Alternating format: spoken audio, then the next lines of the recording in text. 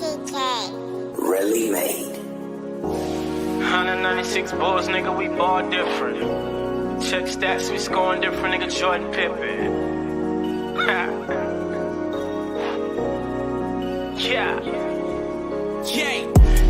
I'm the 96 Bulls, nigga, we ball different. We ball different. Check stats, we scoring different, nigga, Jordan Pippen. I want back-to-back the Maybachs, boy, we was born winners. I like Louis V's with the hat to match with the foreign denims. They said a couple million on the table, boy, you know we gon' get it. I just want the bad cash longer than the phone did. I can see it, I can feel it, nigga, my palms itch. If it's a check the cash bust the baddie, come lately I've been fucking up a check. Hoops, I made a mess, make a hater stress. Walk so hard, I think I damn broke a sweat. I remember long days and them long nights from the big plays. Got the block jumping on a Friday. It's a car lot in my driveway. Whoa, the bigger the load, the bigger the check. Niggas screaming 10-4, it's a bet. I been going hard, niggas see the sweat. I had to boss up and going flex, boy. Do the dash to the money. Bet 100, shoot 100, that's gas money. On the highway, doing 120. Couple bands on me, that's fast money. Maneuver them back streets. Race to it like a track meet. The smell of blues would attract me. Ballin' hard, but playing to win. I'm 10 for 10 and shit like a free throw. Put blood, sweat in this head. Yeah, days are broken, the real for real. Got people depending on me. Jump out of the Mozzie, I'm right in the bin. So pillows, they sleeping on me. Didn't expect for me to do it big. Monte Morris with the work. If they talking about commas, then I want some more. I can't be sitting in broke conversations. Time is money, no sense in us wasting it. Boy, I'm the 96 Bulls, nigga, we ball different. Check stats, we scoring different, nigga, Jordan Pippen. I want back-to-back the Maybachs, boy, we was born winners. I like Louis V's with the hat to match with the foreign denims. They said a couple million on the table, boy, you know we gon' get it. I just want the bad cash longer than the phone did. I can see it, I can feel it, nigga, my palms itch. If it's a check the cash bust the baddie, come on with it. I really ball, you niggas be dribbling through the snow. I was scuffing up my Timberlands, getting to it like I got the juice. Woo, still got the dirt on my boots. Woo, residue under my nails, some scales and bells, some shipping and packaging. I said we ball regardless, being broke. Let me start in heartless. I want to bring straight back it in. Tell her the Louis store about they go back again. Like look here, we back again. I want everything dressed on a mannequin. Full sprints and these red bottoms, my appetite. I got a rich feel. My brat say she want this and that. We turn the check into a rich bill. Like fuck what it costs. Yeah, we want it all, including the stars. Yeah, live for the day to get paid. Fuck up what truck come tomorrow. Yeah, call it big bag alert. Mask on, mask off. Fucking up the dishes in the kitchen. Looking like Verlander when I'm pinching. Ball so hard, this shit crazy. We want some more, Been going hard like 10 days straight. At the dinner table, need a bigger plate. I was small time and had to switch gears. Now I run up the score. Check. In the past, I was down bad. Now I'm here to get my lick back, boy. I'm the 96 Bulls, nigga, we ball different. Check stats, we scoring different, nigga, Jordan Pippen. I want back-to-back the Maybachs, boy, we was born winners. I like Louis V's with the hat to match with the foreign denims. They said a couple million on the table, boy, you know we gon' get it. I just want the bad cash longer than the phone did. I can see it, I can feel it, nigga, my palms itch. If it's a check the cash bust the baddie, come on with it. 196 Bulls. Nigga, we ball different. We scoring different, nigga, Jordan Pippen. I say I'm the 96 Bulls, nigga, we ball different. Check the stats, we scoring different, nigga, Jordan Pippen. Back-to-back the Maybachs, boy, we was born winners. I like Louis V's with the hat to match with the foreign denims.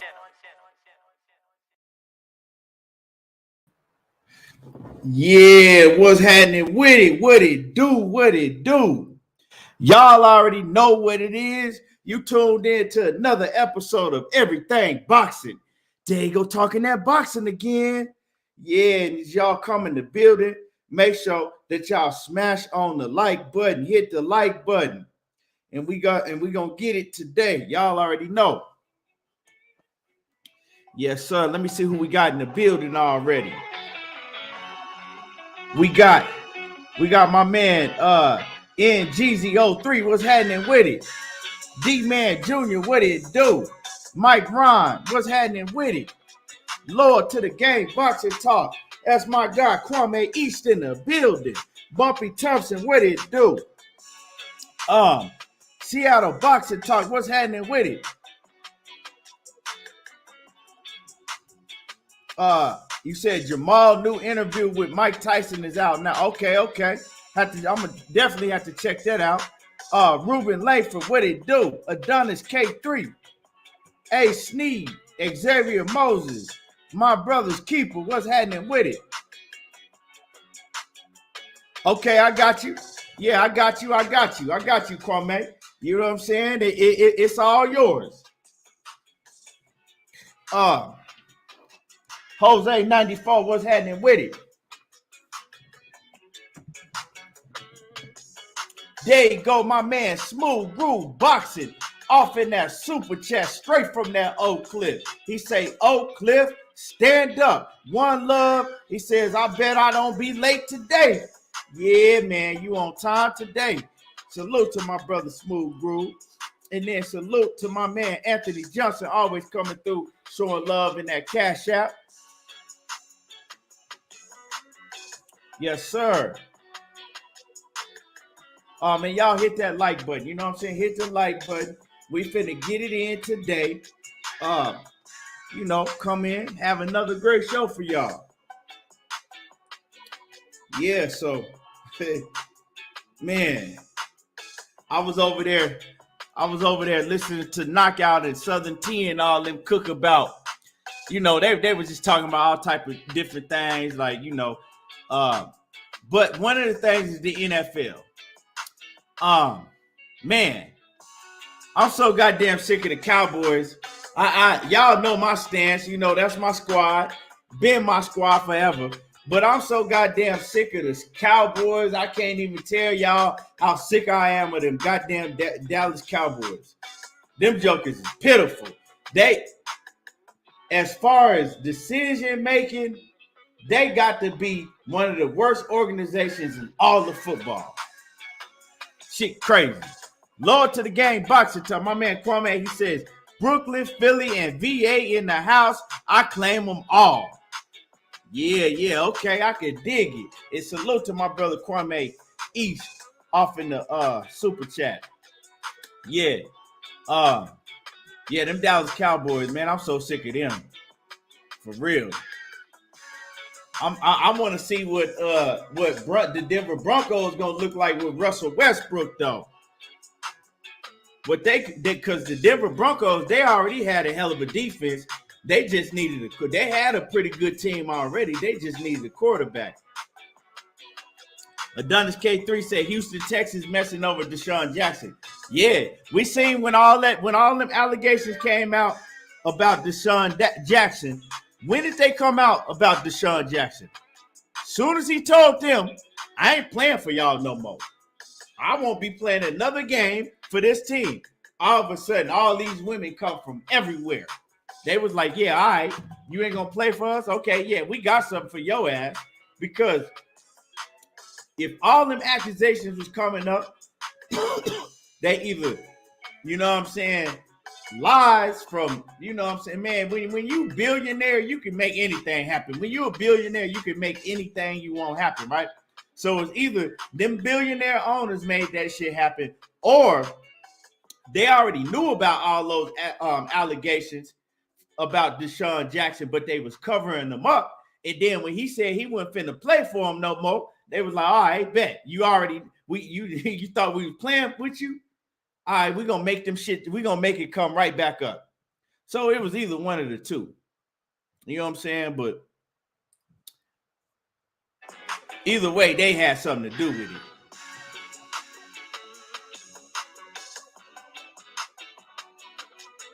Yes, sir.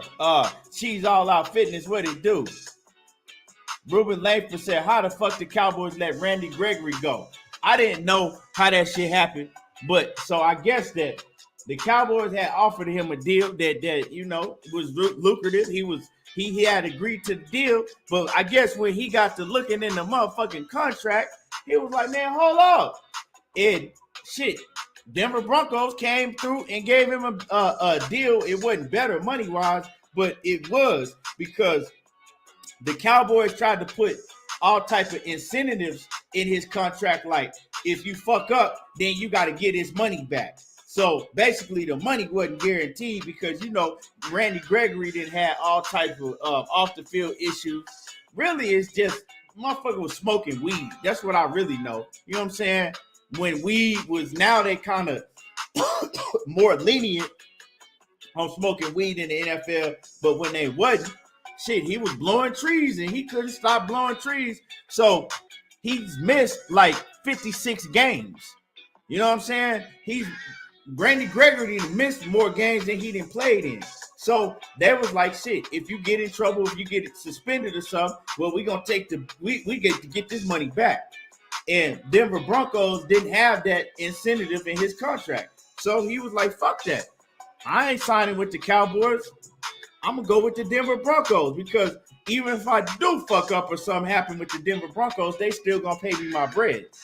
So, and to tell you the truth, to keep it 100 with y'all, even though I'm a Dallas Cowboys fan, you know what I'm saying, been that my whole life, but he made the best decision. The Denver Broncos is a better organization than the Dallas Cowboys, hands down. Who gonna sign Antonio Brown? Man, I'm usually, at first I was for Antonio Brown. I'm like, man, they just, you know what I'm saying, trying to paint a bad picture. But when I really start watching Antonio Brown, following him and listening to him sit down and do interviews, I said, this nigga is a goddamn fool. And I wouldn't touch Antonio Brown. I wouldn't fuck with him. And it's Antonio Brown, really, and I ain't the type of dude that say this shit about players that they try to paint bad pictures of in the media. But Antonio Brown, he ain't it, bro. That dude, something wrong with that dude in his head.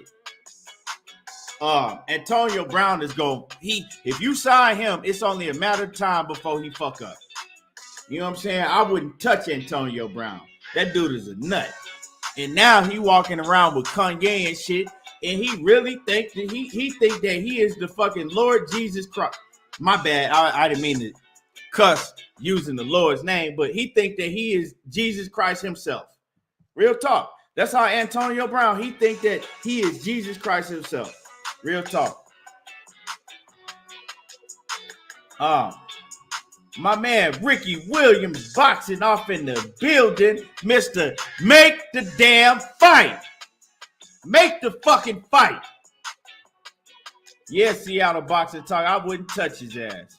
My man 817 Boxing Beat, what's happening with it? Ruben Langford said, me neither. Man, I wouldn't touch. And it's sad because Antonio Brown, man, that dude is a beast.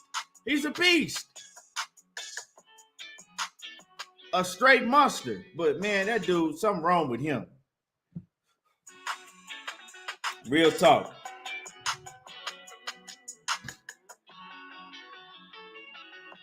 Oh, yeah, you ain't seen Antonio Brown? Let me show y'all, man.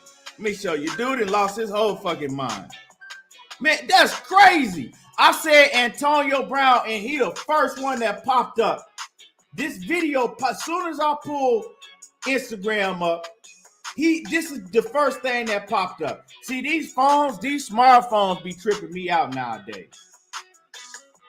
Watch, I'm going to show y'all. Antonio Brown. Hold on.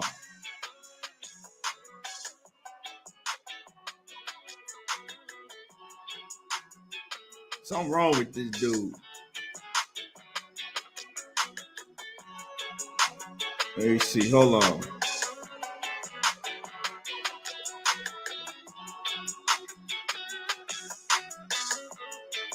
I'm going to show y'all.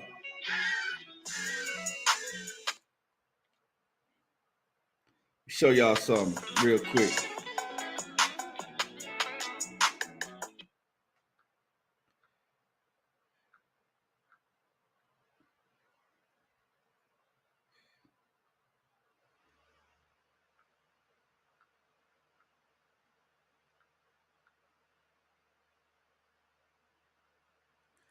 Any nigga that dressed like this, something wrong with him.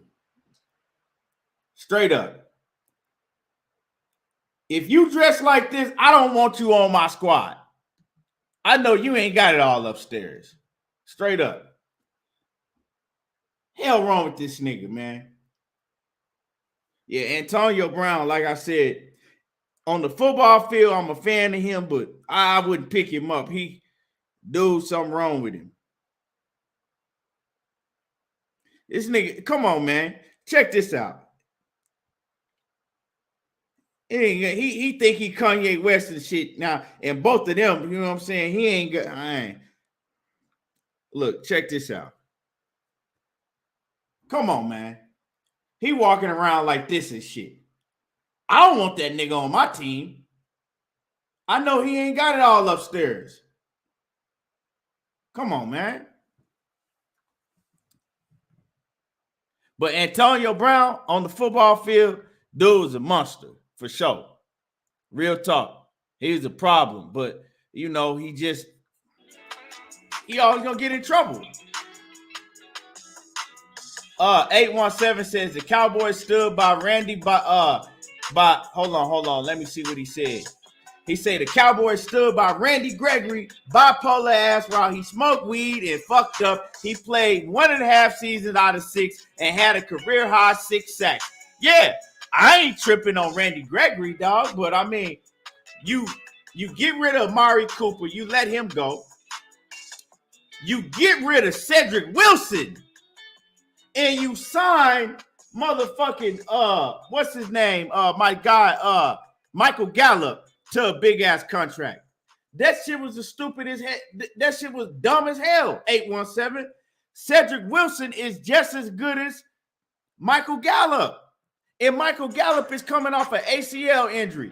You could have you could have kept Cedric Wilson for way less money, and you would have had a whole bunch of cap space.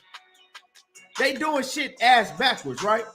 And then, not only that, they finna get rid of La'el Collins. Come on, man. They do this shit every other year. They fuck up when you think, okay, well, they got talent and they got a good team they can build on. They come back the very next year and fuck off the whole team. They do this shit all the time. And you can't tell me that they don't have a history of doing this shit all the time, 817, right? And then you got Ezekiel Elliott, motherfucking fat belly ass. His ass, he's sorry as fuck now. This motherfucker had 2 good seasons and then just fizzled out, right? They got him. He got like an $18 million cap hit, right? They can't even get rid of him. They won't even get rid of him. They need to be trying to get rid of his ass because they got Tony Pollard. Tony Pollard is the one that's putting in all of the work. That's the man right there. Tony Pollard is the dude. Zeke Elliott is washed up, fresh off spin cycle. What up, knockout boxing? And then at the end of the day, y'all, and me and Knockout Boxing, we actually agreed to this over on Southern T. And I'm surprised that Knockout finally agreed with me that Dak Prescott is some trash. I've been telling niggas that ever since Dak Prescott's. Okay, so his first season, I was high on Dak Prescott. His second season, he came and got exploited. His third season, I said, okay, I'm going to give him a chance, right? After that third season, I said, this nigga trash. You know what I'm saying? Then every year, it's all to everybody that's delusional. Oh, it ain't Dak Prescott. It ain't that he's sorry. The nigga's sorry. That's why he went late in the draft, because he been sorry. You know what I'm saying? Blue Blood Sports TV, what's happening with it, Blue? You know what I'm saying? Blue, what they gonna do with Jimmy Garoppolo? Yes, sir.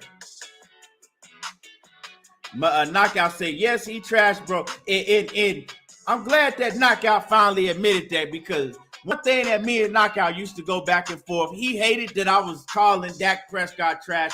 Now he finally see that Dak Prescott is some trash. It don't matter who you get. That man had Amari Cooper, CeeDee Lamb, Michael Gallup, Cedric Wilson, right? He had a real good tight end, and the motherfucker still couldn't get shit done. Come on now. What you need to get this dude an all-pro team? Come on, man. This dude he trash. He's garbage. I've been telling people that for years, but now we see some people finally coming around to listen to what I've been saying. You dig? My man Bun Quickly, what's happening with it? Dundada, what it do? DJ, what's happening with it? W Right Side says, I'm delusional when it comes to the Cowboys. Man, after that 2016-17 season, hey man, I ain't been delusional since then. I had to see the real light. Took me 20-something years, but I had to see the light. Knockout Boxer said, and he's paid so much, bro, that makes it worse. Yeah, but see, Knockout, right? This is my thing, Knockout. I was begging, and me and Money Brown, we was talking about this shit on the show. I was begging. I said, man, I hope the Cowboys do not re-sign Dak Prescott. They don't need to give him no contract. Let his ass go. And I was like, man, they need to get Matt Stafford. Because remember, it was rumors at one point that because Matt Stafford was out there. I said, man, get Matt Stafford. Don't sign Dak Prescott. And Money was like, man, you think so? I said, man, Matt Stafford is a way better quarterback than Dak Prescott. He just on a horrible team. And we see what happened, what Matt Stafford did, and we see what motherfucking Tony Romo does. I mean, not Tony Romo, Dak Prescott. Y'all think that Dak Prescott could have went to the Rams and won the Super Bowl? Hell no.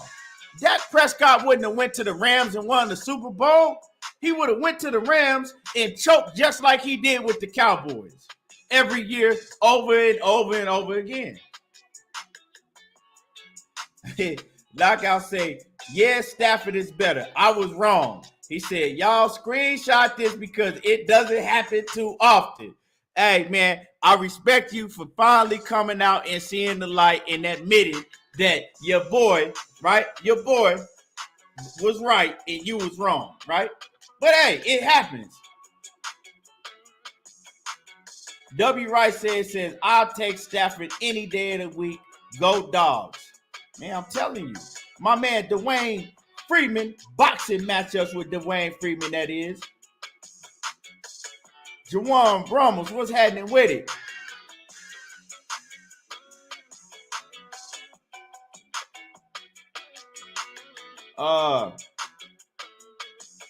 My man, Las Vegas, Leon in the building. You know what I'm saying? If you ain't in the building, he gonna be in the building. You dig?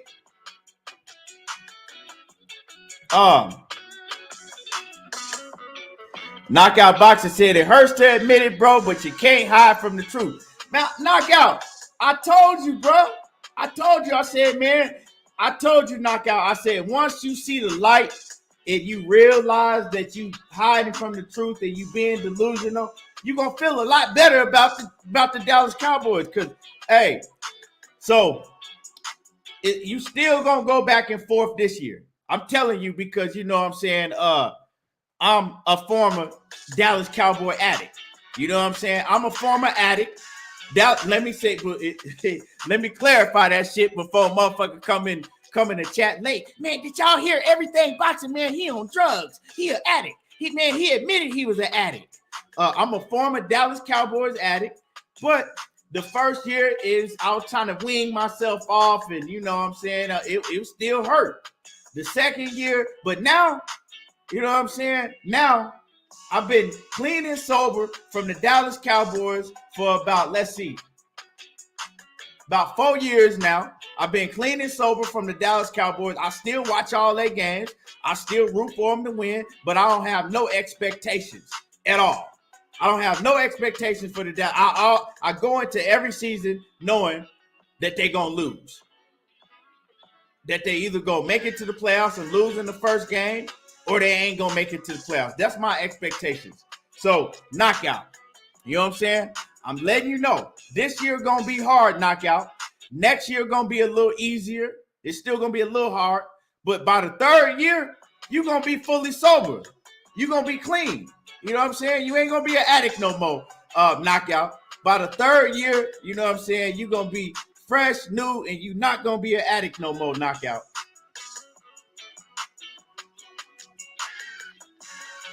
Oh, man. Nope. I ain't trying to hear shit you got to say about them goddamn Dallas Cowboys 817. I can't hear it. Yo, if you're going to be delusional, man. And all of them fucking, oh, well, Dak, man, look at his yards that he throw. Do he throw yards like that against a decent defense? The answer is no. Name me one good defense that Dak Prescott carved up that was healthy. He ain't never did it. Knockout Boxer says, I'm still all in on the Cowboys, just not Dak. Well, he is your quarterback.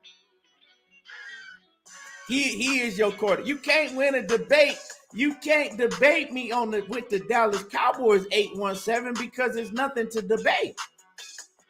But history is history. Dak Prescott trash. The motherfucking coach is trash. Jerry Jones can't run a team no better than I can when it comes to fucking players and shit.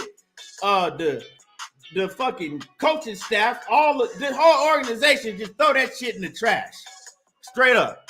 I'm a fan, but I'm gonna keep it 100. The whole organization just throw that shit in the trash. And that's just how it is, bro. I mean, come on, man. We ain't even been to an NFC championship since 1996. We can't debate about no Cowboys. We can't debate about that. And I guarantee you, check this out though. I'm gonna tell y'all what else is gonna happen. Right? I'm gonna tell y'all what else is gonna happen, dog. About the Dallas Cowboys, our Dallas Cowboys, right? What else gonna happen? We're gonna see all these players in free agent because we already seen big players getting signed in free agency. And what have the Dallas Cowboys done? Nothing at all. So we're gonna continue to see big players in free agency, right? Linked to the Dallas Cowboys, talking about they want to go to the Dallas Cowboys. You're gonna see Skip Bayless talking about, yeah, this is the rumor that the Dallas Cowboys is looking at such and such. And you know what we gonna do? Not a goddamn thing. And you know what else we gonna do? We gonna get players that you look at and you be like, why the fuck did they get him? He wasn't shit with the last 5 teams that he was playing with. He wasn't shit the last 5 teams that he was playing with. You feel me? So, I mean, that's what they're going to do. I'm letting y'all know exactly what's going to happen. And we're going to pick up we're going to pick up probably like maybe a couple old-ass veterans that can't play no more. We're going to pick up a couple old-ass veterans that can't play no more. And at least 2 of them is going to be hurt before the season starts because they old. That's how it's going to go. Don't say I didn't warn you ahead of time. My man Leon say, Las Vegas Leon say, man, I lost enough money on the Cowboys, can build a house in Beverly Hills, right? I lost much money on the Cowboys. I can build a fucking house in Beverly Hills. Cedric Wilson was motherfucker. Cedric Wilson can ball. Hey, what's happening with it? Cassandra Mason, the queen in the building. Hey, man, my man KQKC. Wow, wow, wow. Hey, K. Wow, wow, wow. It ain't no hope, bro. We like Knockout said earlier. The Dallas Cowboys is cursed. They're a cursed team, and I'm cursed for having to be a fan with them. It's been so long ago. It's been so goddamn long, right? It's been so goddamn long that I've been able to feel the feeling that it is to win, right? To win big in football. I damn near barely don't even remember it. You feel what I'm saying?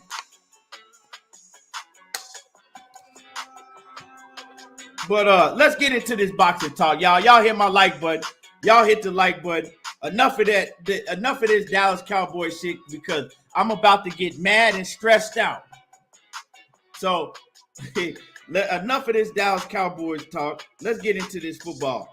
I'm gonna just get straight in. I mean the boxing. Let's get into boxing. I'm gonna get straight into it, y'all. A lot going on. First, let's talk about Blair Cobb. If y'all didn't check out my video, I broke it down for y'all. Go check out my video right after this live. Not right now, but after this live. Blair Cobb, he coming out and he trying to insinuate that Virgil Ortiz had to pull out because he was using steroids. Or he was trying to insinuate that Virgil Ortiz, right, the condition that he has is from using steroids. Now, we know Blair Cobb, clown ass, he always come out saying some clown shit, right? Now, the condition that Virgil Ortiz says that he has, right, the reason he had to pull out is because he has rhabdomyolysis, right? And basically, I'm going to read y'all what that condition is. Let me pull it up. Rhabdomyolysis. I didn't know what that shit was, right? But it says rhabdomyolysis is a potentially life-threatening syndrome resulting from the breakdown of skeletal muscle fibers, which with leakage of muscle contents into the circulation. The most common cause are crash injuries, overexertion, alcohol abuse, certain medications, and toxic substances, right? So, no, Zulu, lying, you're wrong. Juicing does not do that. You absolutely wrong, right? Because I actually read into this. And so, like I said, I do my research and I read into things before I get to cooking on it. So, yeah, Zulu Nation, you're wrong. So, what it is that it could happen from him, you know, trying to cut weight and working out at the same time. And his body is, you know, his muscle is deteriorating, right? Your muscles deteriorating and breaking down, right? So a lot of athletes or a lot of athletes that actually have this condition, once it, you know what I'm saying, what they'll do is they'll actually have to take steroids to build up that testosterone in them, right? So it ain't, juicing doesn't cause that. Taking steroids don't cause that. But a lot of people that, you know what I'm saying, that have this condition, they will basically, you know, take you know, what you call it, testosterone. They will take testosterone, right? To basically reverse what is done, what the condition has done. They'll take testosterone. Yeah, it comes from alcoholism too. Yeah, that's what I said. It comes from certain medications, alcoholism, and all of that. So yeah.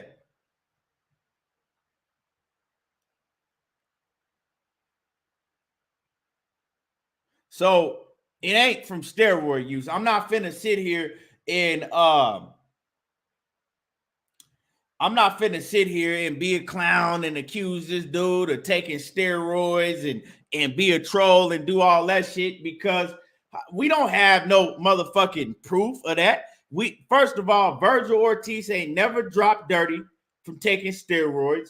And he just really, this is my opinion, he don't really seem like that type of cat to me. You know what I'm saying? He don't really seem like that type of character. So it ain't from taking steroids. Now, if he had an enlarged heart or something like that, all of a sudden, then I'll be looking like, okay, yeah, this might be from steroid use because we know that testosterone use, that shit could cause an enlarged heart. But yeah, so now if the condition is real bad, a doctor might prescribe him testosterone. You know what I'm saying? To get his testosterone levels and everything up. So, you know, I mean, but Blair Cobb, he came out, right? And he posted, what he did is he posted an inbox message that somebody had sent him, telling him, saying basically, you know, oh yeah, ha ha ha, he juicing type of shit. I'm gonna try to find it. They said, well, Blair Cobb, he posted like a questionnaire saying basically, do they need to check his ass? Basically saying like, do they need to, trying to insinuate like, oh, somebody need to check him for roids, right? And then the dude that messaged Blair Cobb back, he says Ortiz is using steroids. They say he has he has that condition. He says that's what I had to that's what I had that fucked my feet up. That's very common with steroid use, which that shit's a lie. You know what I'm saying? And then he says, no wonder he's so explosive. I mean, and so Blair Cobb posted that, right? Basically insinuating like, yeah, I agree with him that he's on steroids.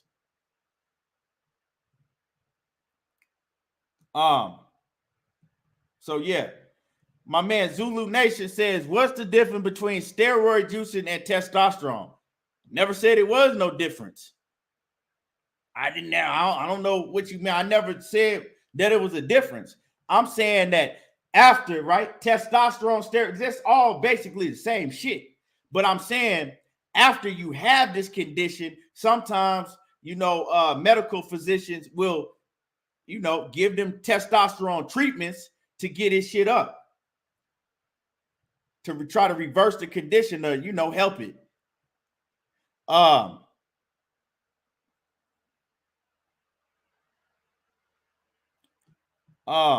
J.A. Dixon says, one of my Marines had that BS happen to him when he was taking too much of that hydrocut black trying to cut weight fast and working out in a sauna suit and taking magnesium citrate. Yeah, man. So basically what it sounds like to me is that he might have been heavy. Like Dan Raphael came out with a story. Fat ass Dan Raphael came out and said that Virgil Ortiz, right? He was getting stories that Virgil Ortiz was very heavy in camp, that he was, you know, having a hard time making weight, right? In camp when he started cutting weight. So what it seems like to me, if you read the definition of what the condition is, one of the main things is basically overexertion and dehydration, which can happen easy in his situation. If he's training, right? Training real hard, you know what I'm saying? Training his body to the max. At the same time, he's trying to cut weight. So he's dehydrating himself because he's cutting down his weight. And if he's already had this condition in the past, that's a red flag already. You know what I'm saying? So yeah. But so Blair the Flair, if y'all gonna come out and listen to Blair the Flair because he's saying just some outrageous shit, y'all gotta understand that Blair the Flair always say outrageous shit. Look, y'all wouldn't say, oh yeah, man, he is. Y'all wasn't saying that shit when he came out saying all that ignorant shit about Errol Spence. Come on, man. Y'all can't run around accusing Virgil Ortiz of taking steroids when it ain't no fucking nothing behind that to back that up at all. I'm not finna do that. If I accuse somebody of taking steroids, I gotta have something behind it to back that up. Like Manny Pacquiao refusing to take a blood test.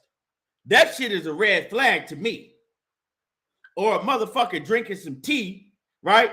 And popping dirty and saying that, oh man, it was in the tea. Come on, man. When they ever had substances, PED substances in tea? What type of tea was you drinking, homie? So I can't just come out and just start accusing this man of taking steroids just because it sounds good. You feel me? You don't do shit like that. You know what I'm saying? Because if I got a condition or something like that, I don't want nobody to say, oh, yeah, he was on steroids. Yeah, he was on steroids. Nah, bro, that ain't, you don't do shit like that with no facts behind it.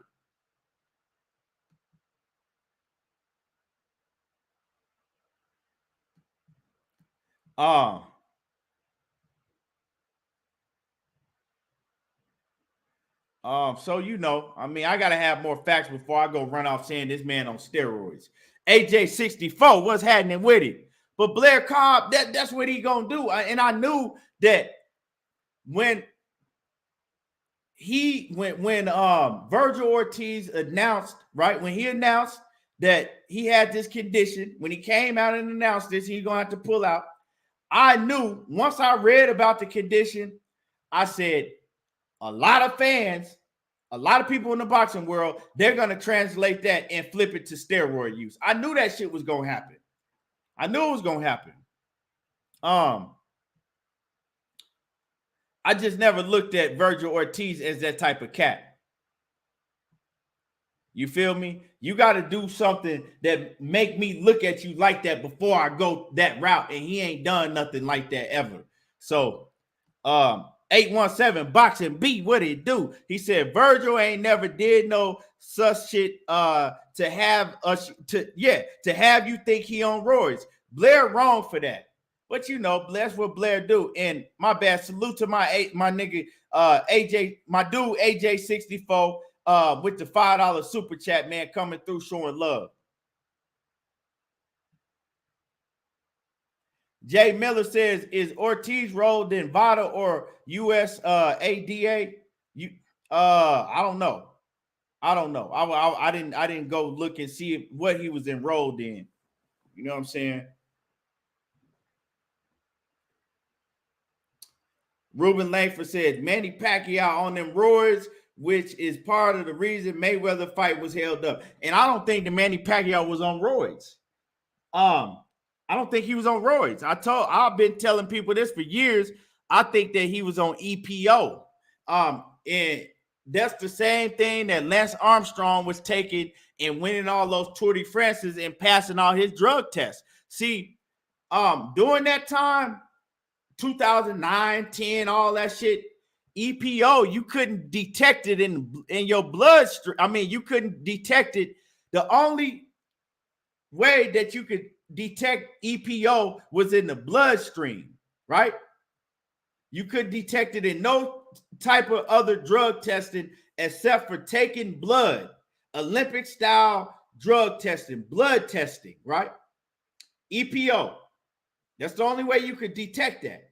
You couldn't detect that in no piss or nothing else. So, and it's crazy because Floyd Mayweather Sr., he's the first one that came out and said this years ago, like 2009. He said, man, Manny Pacquiao's on EPO. He says that's why he don't want to agree to blood testing, because that's the only way that we'll be able to detect it. And see, what y'all don't know is EPO use was very heavy with a lot of those fighters over, in foreign countries like the Philippines and stuff. They was using EPO. That's how Lance Armstrong, got a hold of that shit and found out, damn, I could use this shit in, I could pass all of these fucking drug tests and nobody, and it's not a way to detect it. And so, yeah, that's what happened. And EPO, that shit worked better than steroids, because that shit get straight in your bloodstream, and what it does is it makes your stamina through the roof so you don't get tired. You know what I'm saying? That's why Lance Armstrong was just killing everybody in those Tour de France's. Everybody was having that motherfucker was about to die on them long ass fucking bike rides, and he was shit. That motherfucker was fresh the whole time. That's why if you go look back at Manny Pacquiao fights, right, from all them years when he was just wrecking shit, when he moved up to 147, For one, he never got tired. He looked like the same Manny Pacquiao from the first round to the 12th round. And people couldn't, and he threw a million punches and he just overwhelmed you because he just kept going and kept going and kept going. Now, go look at Manny Pacquiao after they start drug testing, and I'm talking about blood testing. After they start doing Olympic style blood testing. Go look at, he turned into a different fighter. His output wasn't like that. He wasn't as strong. None of that shit. That's the fucking real, this is the truth. And I love Manny Pacquiao, right? One of my favorite fighters of all the time, but it's the truth. If a motherfucker tell me right now, I'll give you 40 million, right? Up front. I'm gonna give you $40 million up front. You ain't even gotta wait for the bag. I'm gonna give it to you up front. All you gotta do is take this drug test, Key. All you gotta do is take this drug test, Key, because we think you got cocaine and heroin in your system. Man, when can I take it and where can I take that shit at? Now, if I got cocaine and heroin in my system, I'm gonna make every excuse to why I need to still get that 40 mil, but I don't need to take that drug test. Simple. I mean, it's just simple. What's happening with it, Batman? What's good with it? Manny say, I wonder if EPO will work on me. Hell yeah, that shit gonna work on you. On the mic with Terence Bailey, what's happening with it? Zulu Lion says, that's how they do them roosters in Philippines. Hey, you might be right on that. I ain't too, I don't know. You might be. J.A. Dixon says 40 mil and I'm testing on the spot and we can fight within 72 hours. Fuck a training camp. Right. And he was going to get paid. And that was just the money that Floyd was going to pay him up front. We ain't even talking about the money he was going to get on the back end. And he was like, nah, I ain't doing it. Come on, man. If after that you thought that Manny Pacquiao wasn't on some shit, come on, man. I feel sorry for you.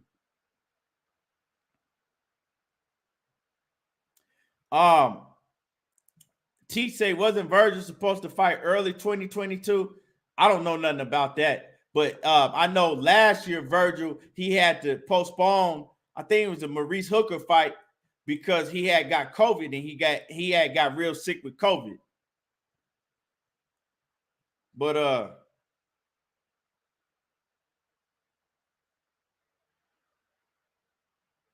Thomas Reed says, I thought Manny was taking human growth hormones just like Barry Bonds. He might have had a sprinkle of that in his system too.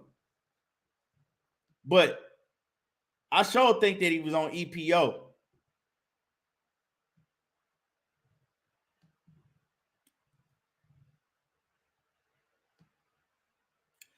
Dude said, I want y'all, and I'm going to post this shit so y'all can see how these motherfuckers do, right?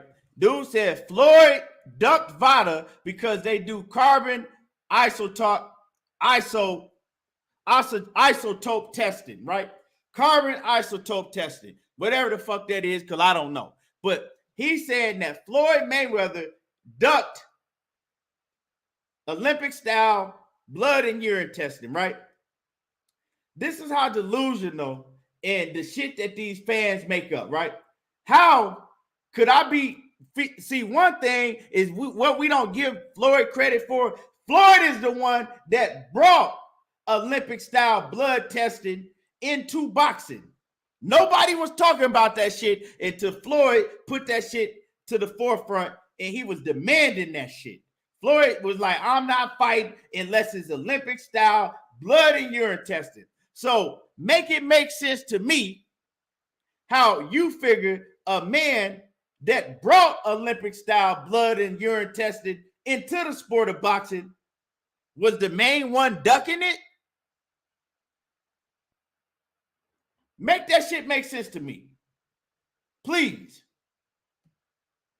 I don't understand how that make any type of fucking sense to you.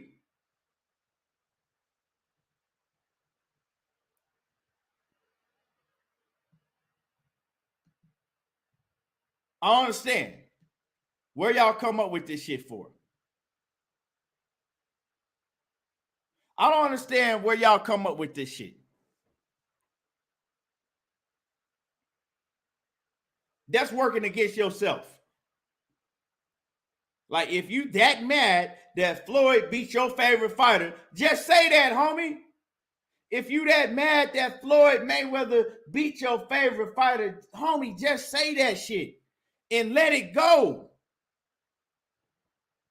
My man, Mr. Steal Your Chin in that super chat. Man, he coming through. He says, I turned 27 today. That don't mean I'm going to miss my boxing talk. Salute. Mr. Steal Your Chin. Man, happy birthday, young. Happy birthday, young king. Happy birthday. Man, I remember 27? Man, what? 27 was a good year, man. A long time ago, but 27 was a good year. Man, yeah, much appreciated. And y'all show Mr. Steal Your Chin some love, some birthday love. Coming through on his birthday and still supporting the grind. He's supporting the grind on his birthday, man. Y'all show Mr. Steal Your Chin some love. Out there, Baltimore.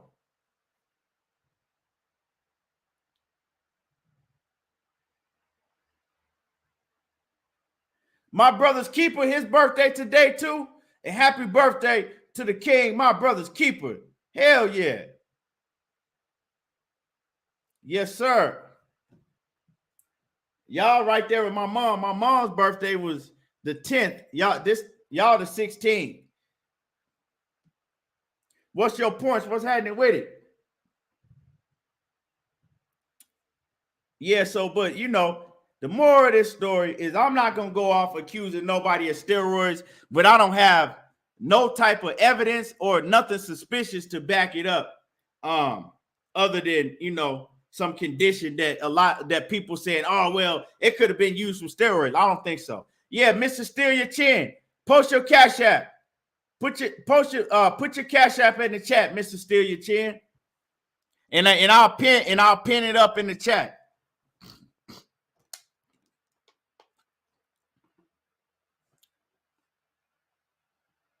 Von King says, he said, you don't look a day over. He said, I don't look a day over 28. He said, my bro, keep up the good work. I just turned 53.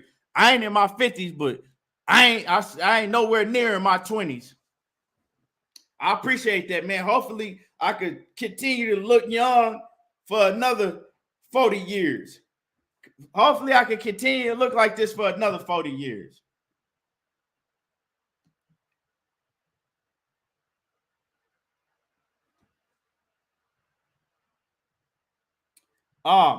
My man, World Combat Sports, what it do?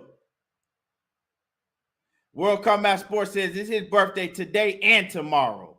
He says it's his birthday every day. Hey, what's happening with it, Scotty? Salute. Zulu Line says he was thinking that the bro Kimbo Slice had a condition like Ortiz. I think he had something else. I think Kimbo Slice has something wrong with his heart.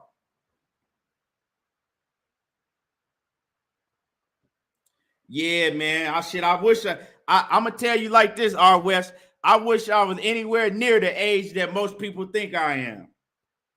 For real. I want to go back in the hot tub time machine and become that age again. King Judah, what's happening with it? Yes, sir. So let's move on. Let's move on, man. Let's talk about this. Before I get into the main subject, let's talk about Vasyl Lomachenko. Now, this shit crazy to me. Right? Vasyl Lomachenko, man, he like, man, fuck this goddamn war. Fuck this shit, man. I'm trying to leave this Ukraine shit, and I'm trying to go get my bag against George Kambosos. So he begging, and they begging, right? And they campaigning for Vasyl Lomachenko to be able to leave the Ukrainian-Russian war that's going on, right? They begging. No, he should be able to leave so he could go train and he could have his fight with George Kambosos. Wait, hold on. So all of a sudden, he should get a special pardon to train? Now, when all them other people over there, right? All them other people over there, right? They can't leave. They done lost their jobs, their homes, all type of shit. But because he's a professional athlete, he should be able to leave when can't nobody else leave. None of them other men over there can leave. But he should be able to leave. Y'all got to make this shit make sense to me. And they're trying to campaign in the media that he should be able to leave to go train so he can fight George Kambosos. Now, I'm going to say this, y'all. I'm going to say this. And this some real shit. If this was a fighter of color, right? Do you think we'll be having it? People will be campaigning so they can leave? Wouldn't nobody give a fuck? Wouldn't nobody give a goddamn? When Muhammad Ali, right? When they made Muhammad Ali go to the Vietnam War, right? And he refused to. When he refused to, they threw his ass in jail. They threw him in jail.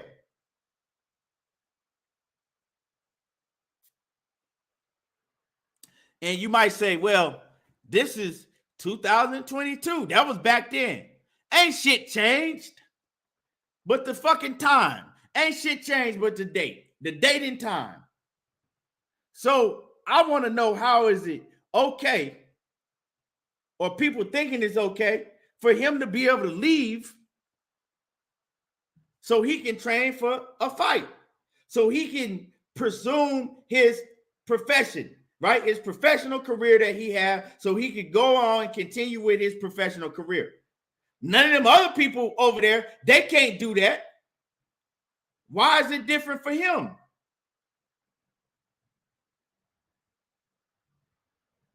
I don't understand.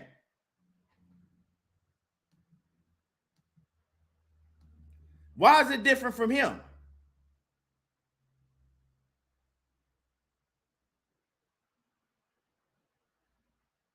I want somebody to let me know if anybody in here think that, oh yeah, Vasyl Lomachenko, he should be able to leave so he can go train and have his fight that he already had agreed to.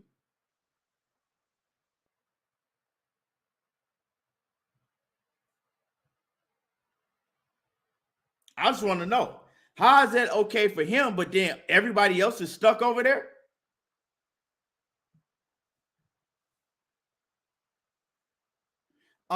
Check this out. So let me hold on, pull something up real quick. So it says effects are being made to allow Lomachenko to leave the Ukraine to train for the proposed fight, sources tell ESPN. Under martial law in Ukraine, able-bodied men between the ages of 18 and 60 are prohibited from leaving the country to aid in defense against Russia. Right? So if you're in between the ages of 18 to 60, you ain't allowed to leave the country. And you're not allowed to leave Ukraine. You got to stay there and you got to fight. So why should that be different for him than all the other men that's over there? That's all I'm saying. Just because he's a fucking athlete don't make him no more special than nobody else. It don't. That's why a lot of y'all be idolizing these athletes when you see them out and, oh my God, I don't give a fuck, but that man is a man. He a human being just like me, right? So why is Vasyl Lomachenko, why is it any different for him than whatever other average man that's over there, and he can't leave?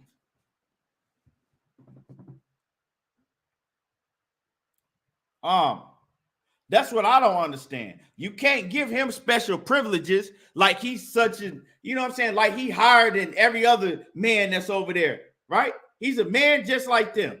If that's what they got going on in their country and they say can't no man, right, that has an able body leave the country because they got to fight for that country between the ages of 18 and 60, well, he should have to abide by those same rules also.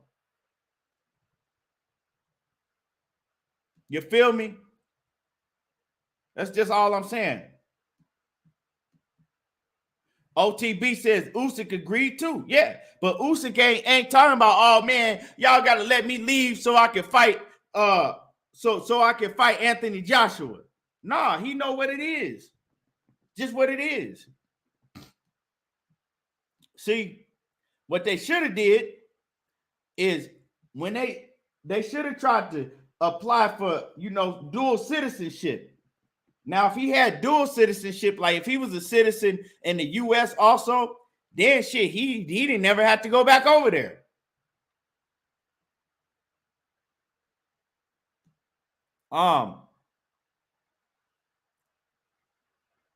But it's crazy because you got George Kambosos, you got Lou DiBella, and all of them. This man is over there. It's a whole war going on. His whole family is in danger. And y'all trying to find ways to get this man over here so he can fight George Kambosos when you got Devin Haney right there sitting. And Devin Haney is the one that you promised everybody that you was going to fight. But you don't want to fight that. You don't want to get cornered in to where it's going to make you look bad and make you look like you ducking Devin Haney, which you already are, right? But you don't want to look bad like that so much. You trying to do everything y'all can and wait on to see if Vasyl Lomachenko can get himself up out of a whole fucking war to come and train for your fighter. I'm telling y'all, man, I ain't never seen no shit like this. I ain't never seen no shit like this. Eric Johnson says they don't want Dev to be undisputed. I've been saying that. But he can't continue to hold that WBC title in high regards. Some guy says they call Ali a traitor, but will anyone say that about Loma? And my whole thing is like, I ain't like, you know what I'm saying? Like my whole thing, bro, is like, I told y'all, I'm not fighting no fucking, if some shit popped off in the U.S., I'm not fighting no for these motherfuckers, for real. I'm not fighting for this motherfucking country. That's just what it is. You think what you want. You feel me? But, so I can't tell Lomachenko what he need to be doing, but all I'm saying is that at the end of the day, if they have the rules, right, for every man that's willing and able from ages 18 to 60, well, he should have to abide by the same rules. He shouldn't get the lenience to be like, oh, okay, yeah, you can go off for 3 months so you can train for a fight and then you can come back if we still got this going on. Nah, because they're not doing it for nobody else. And y'all hit my like button. Smash on my like button, y'all. You know what I'm saying? Support the channel, support the grind, hit the like button. So all I'm asking y'all to do is hit the like button. If you ain't hit the like button, if you forgot to hit the like button, smash on the like button. So that's all I'm saying. So they're trying to wait, right? And like Blue Blood reported, most of y'all heard it already. They trying to basically they giving George Kambosos a deadline. He got a deadline into next week, right? And he got to come up with a decision by next week. He got to show them that he either he got to show Australia that he have an opponent to fight, right? By next week. Now, what I think is going to go down is they already have a replacement opponent already in the bag. And it ain't Devin Haney. I just don't think he's going to fight Devin Haney. I think he's going to fight an opponent that you could call a tune-up. And I think he's going after that. If Ryan Garcia wins, he's going to go straight into a Ryan Garcia fight. Because Devin Haney and his camp is saying, we agreed to everything already. We agreed to If we win, we still got a rematch in Australia. We agreed to the money. We agreed to everything. And they still ain't putting, you know what I'm saying? They still not signing that dotted line. They still ain't putting that ink on the paper and agreeing on their end. So what that tell you? That tells you the man don't want to fight you. He ain't gonna fight you. That's my opinion. Like I said, I could be wrong, but every time I say some shit and I say some shit ain't gonna happen, right? And I stick to my shit, and then all these different news reports come out, and then I'll change it up, right? As soon as I change it up and be like, damn, he is gonna fight such and such. Then right after that, they come back and it be like, yeah, it ain't gonna happen. The fight fell through. So I'm sticking to my guns this time, and I'm saying he ain't fighting Devin Haney. I don't think so. Victor Johnson says, fuck being a patriot. Loma will not see comeback, and black men in America put their life on the line while still being lynched and our women being raped. Kambosos ain't fighting Haney. And that's the truth. Straight up and down. Yeah, J.A. Dixon says it's gonna be a local guy. Yeah, you don't want to fight Haney.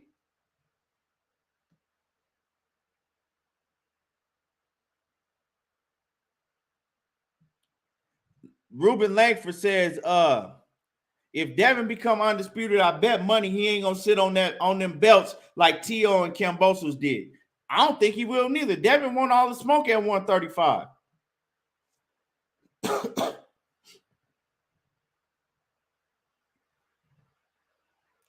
You feel me? So it is what it is. And y'all hit my like button if y'all ain't smashed that like button. So yeah, man, that's just how I feel about the situation. And I'm a Vasyl Lomachenko fan. People know I've been a Vasyl Lomachenko fan for the longest. I fuck with Lomachenko, but I don't fuck with everything that he do. You feel me? You know, I think Lomachenko a hell of a fighter. And to keep it 100, I don't think that George Kambosos can beat Lomachenko. Like, so you gonna lose either way it go. Styles make matchups. To me, Devin Haney ain't no more difficult matchup for George Kambosos than Vasyl Lomachenko is. And I really feel that way. So you're gonna lose anyway, either way. You might as well fight Devin Haney, right? Like you said you was gonna do. Quit acting like a bitch. Devin Haney got the WBC strap. Fight him. What did you fight Vasyl Lomachenko for? Vasyl Lomachenko don't have nothing to offer you but a fucking name on your resume that you lost to. That's it. He don't got no belt. He ain't got nothing to offer you. And you're not going to make as much money, but hey, you know, I'm not going to continue. I'm not, like I told y'all a long time ago, I ain't going to continue to holler about this Devin Haney shit because, you know, he's still letting the WBC and them do him wrong, and he's still holding that belt with high regard. So he deserved a fight. I want to see him get the fight, but I just don't think he is.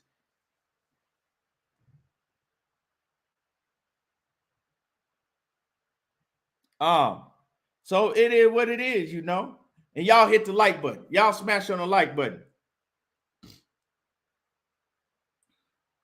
And now I'm gonna drop the link. We a little over an hour in. I'm gonna drop the link for y'all. Matter of fact, I'm gonna drop the link for Kwame. I'm gonna drop the link for a couple of my people in their email. Hold on.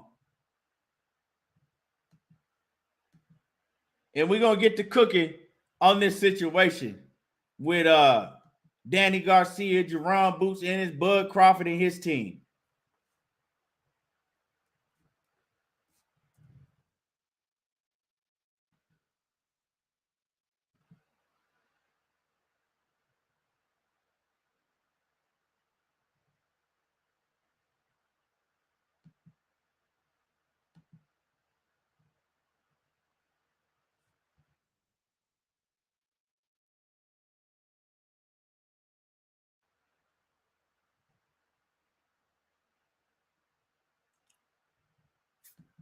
Give me a second, y'all. I'm dropping these email links.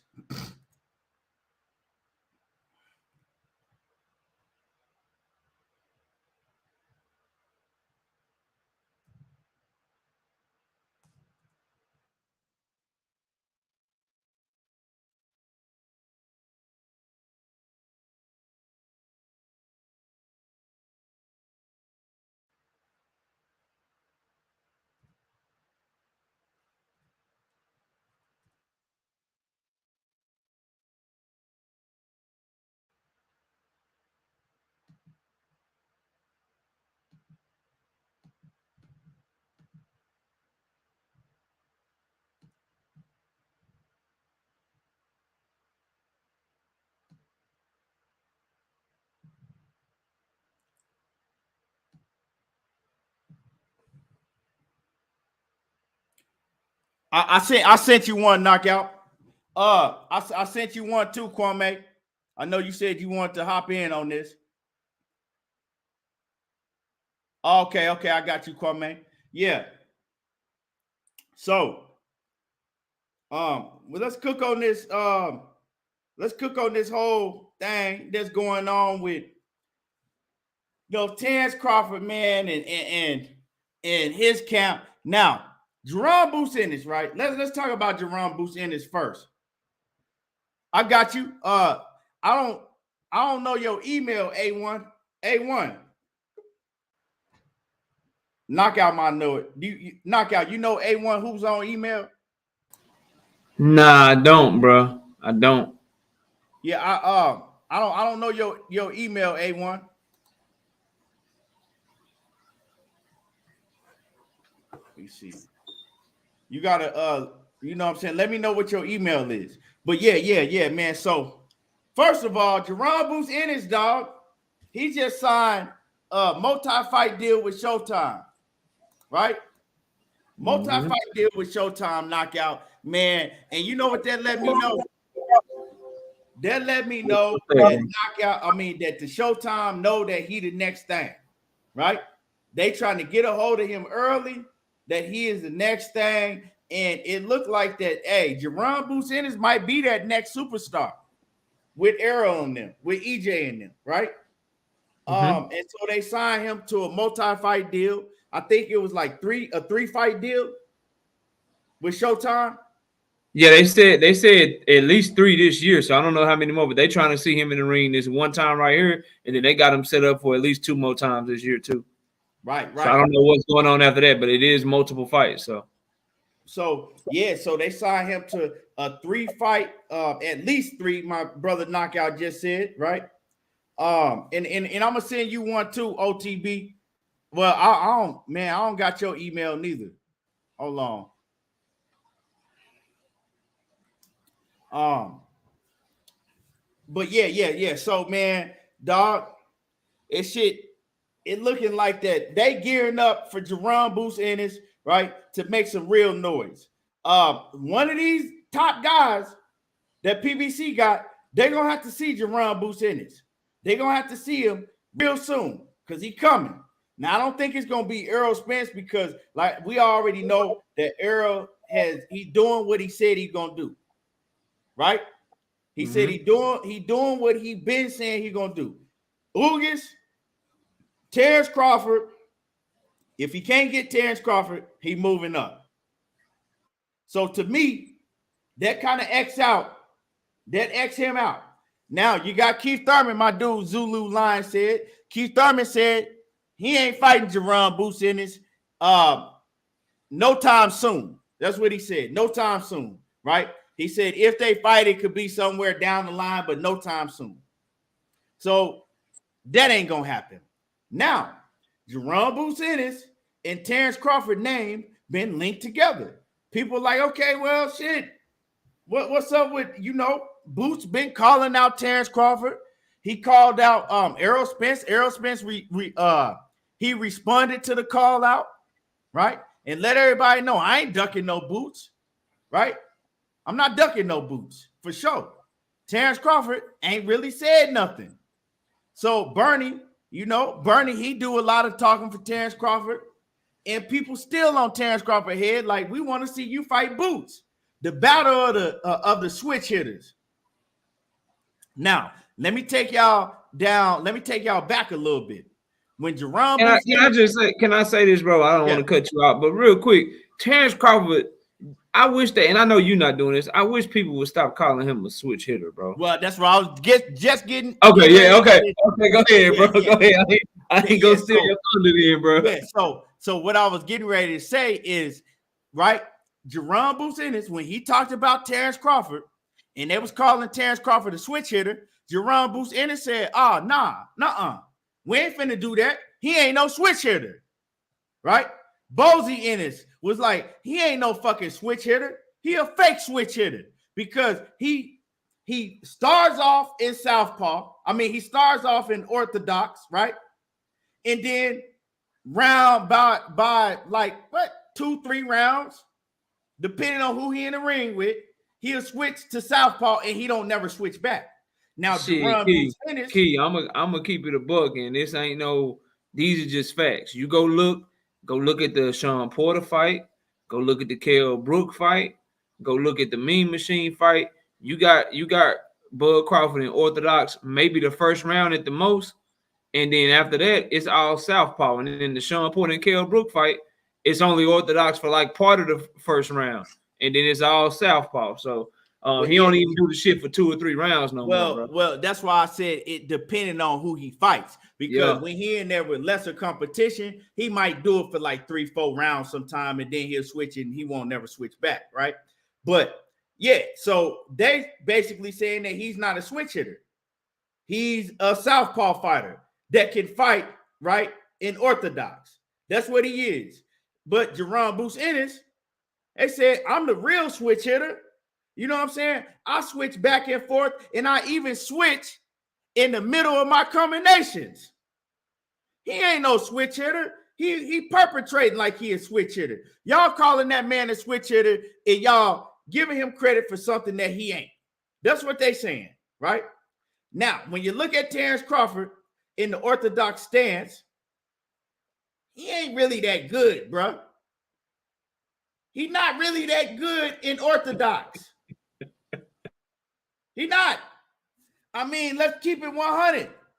He be getting touched up in orthodox.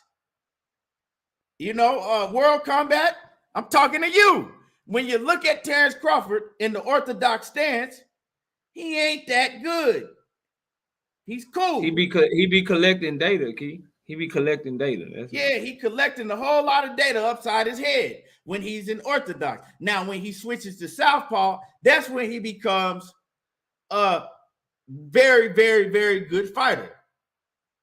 That's when he becomes, you know, the T. Bud Crawford that we know, but not in orthodox. So Jaron Ennis was really the first fighter that started calling that shit out.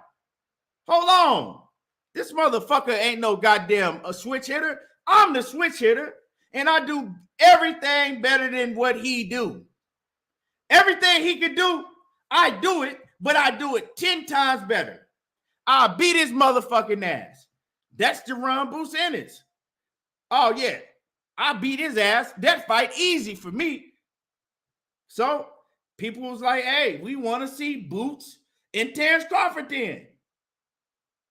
We want to see in the battle who is the best switch hitter. Since you say you a switch hitter and I know I'm a switch hitter, come on. Let's get it on. Let's get it popping. But we didn't hear nothing from Bud. We didn't hear nothing from my man, Scotty White, World Combat Sports. We didn't hear Scotty White saying, you know what? I want to see Bud beat the shit out of Jaron Ennis. Everybody got quiet. Knockout. What happened? Did they tongues get cut off?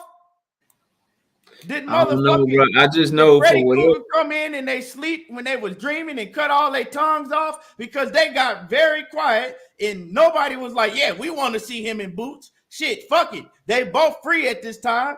Let's see. Terence Crawford and Boots. They wasn't saying that, bro. They was making all type of excuses. So now, Bernie, and I'm gonna give it to you after this. Now, yeah, for sure. Bernie says, well, he needs to fight Danny Garcia.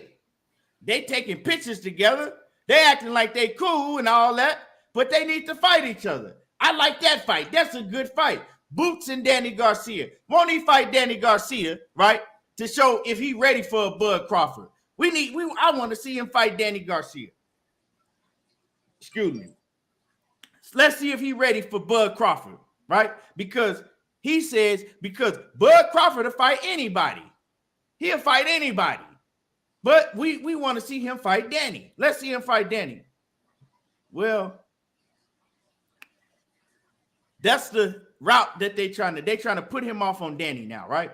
When Dannny came out straight out, you got to respect this, right? Because Dannny straight out came out and said, I'm not ever fighting him. Well, the reason I say you got to respect it is because at least he ain't bluffing and lying to us like he did all them years with Errol Spence when you know he didn't want to fight him, right? At least he just told y'all, hey, I ain't fighting him. So that lets me know I don't have to look forward to that fight. When stories come out, right? When people start putting stories out about Jaron Boots Ennis and Danny Garcia, I know it's a lot because Danny Garcia said, look, I ain't never fighting him. That fight ain't gonna ever happen. And if a man refuses to spar you, you think he gonna get in the ring and fight the man? No. So it was irrelevant for Bernie to bring that up to get the attention off of Bud Crawford. We all know that Boots, he can't fight Bud Crawford no time soon anyway now because he got a fight in place. You know what I'm saying? He already got a fight in place with Castile Clayton. Yep. In what is it? May? In May. Yeah, it's on May 14th, and then he getting the co-main event on the Jermell Charlo Castano card. Right. So it's on a big ass platform. Right. On a big platform, a big car. He already got a fight, right? But they still trying to put Boots off on somebody else. And Danny Garcia is irrelevant because the man already told him no. So I'm gonna end with this, right? If y'all want to say the same thing that Danny Garcia said, just come out and say, no, we ain't never fighting him. Stop motherfucking taking us around the block and making us all type of excuses. Just say no. And we'll leave you alone about Boots. You know what I'm saying? Just come out and say no, and we'll leave you alone and we'll move on to the next fighter. That's as simple as that. You know what I'm saying? Just tell us no. And let me read my man Scotty's comment. I already know he in talking shit. He says, Boots' resume tells me he needs a spotlight name. Then consideration may be given for a Bud fight. Right now, fight DSG, Keith Thurman, Sean Porter, who called him overrated. Well, Sean Porter's retired. DSG said no, and Keith Thurman said no time soon. They all had no in there. So I'm just saying that Terence Crawford needs to come out and just say no. Leave me alone. Leave me alone. I don't want to fight him. No. Go ahead, knockout.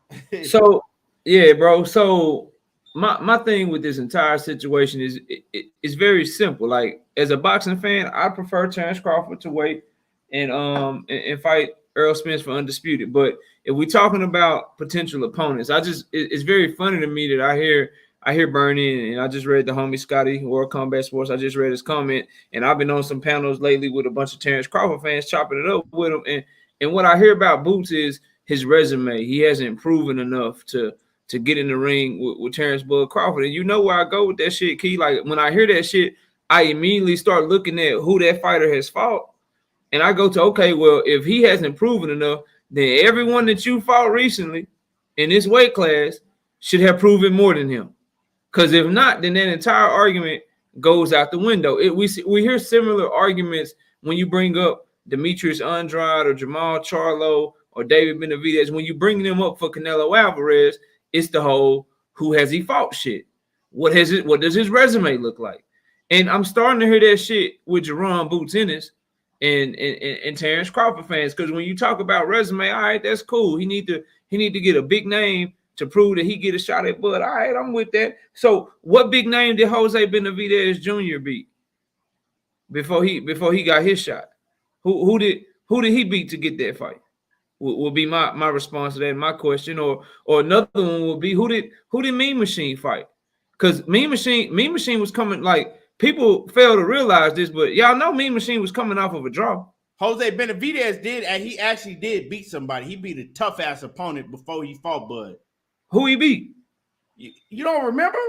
Jose Benavidez beat that motherfucking bullet that was in his kneecap. you didn't know that motherfucking Mexican that shot him in his knee? Yeah, you had me thinking I ain't know what the hell I'm talking about. Like, bro, he about to shit on me. Who this motherfucker beat that I don't know, bro? Hey, man said I missed it. Hold on. You crazy hell, bro. He said, hold on, let me find. Oh, my bad, AJ. AJ64 said they're gonna have their hands full with Boots. And after Knockout get done cooking, we're gonna try to break that down a little bit, you know. Yeah. So go ahead, Knockout. Yeah, and so basically, bro, when you say stuff like that, you just have to realize, like, your fighter that you big up in or that you're trying to protect, which I don't understand why guys like to protect fighters instead of just having them go after smoke and prove they the best. But when you do that shit, then everybody on their fighter's resume in their current reign, they need to have proven more than the person that your fighter has been asked to fight. Because it's the same shit that we say when we talk about Canelo Alvarez, when he say shit like Demetrius Andrade is horrible. Okay, he horrible. So explain to me why are you fighting fighters that aren't as good as him? Oh, Charlo, Benavidez, Andrade, they all need to fight each other. Okay, cool. I agree. They should fight each other. Those are all great fights. But did Bivol fight Kovalev? Did Rocky Fielding fight Callum Smith? Did Callum Smith fight Caleb Plant? Did Caleb Plant fight Billy Joe? Did Billy Joe fight Callum Smith? So when you start having certain criteria for certain fighters that you don't have for other fighters, that make the shit look like a duck. Like Mean Machine didn't have to fight Danny Garcia, and he didn't even have to win his last fight. He came in as the mandatory off of a draw. They don't want to tell you that shit, though. He got a draw with Ray Robinson, and then boom, title shot Bud Crawford. Jose Benavidez, people don't really want to tell you that, but like you said, bro, like he really didn't beat nobody. His biggest victory was surviving the gunshot wound. So I just don't like to hear that. I know me as an Earl Spence fan, I say if Jaron Boots Ennis is the mandatory and you Earl Spence Jr., and for whatever reason you can't make the Bud Crawford fight, fight Jaron Boots Ennis. I'm cool with that shit. If you can't make the fight with Bud Crawford, but make no mistake about it, Spence and Crawford both need to be doing any and everything to get that undisputed fight and get that shit in, because that's the fight that we want to see as boxing fans. So I don't want what I'm saying to be misconstrued. But what I do find funny is now Jaron Boots Ennis, his resume ain't good enough to fight Terence Bud Crawford, but 2 of his 4 opponents, most recently that he's fought at welterweight, Jaron Boots Ennis' resume is better than theirs. So what are we really talking about here? That's where the contradictions lie to me, bro. And that's really all I really got to say about the situation, dog. Like at this point, I'm gonna keep it real. Like, you know what I'm saying? We talk shit, I'll be fucking with y'all. But at this point, right, I'm not tripping on Jaron Boots Ennis fighting Bud Crawford because he got a fight already.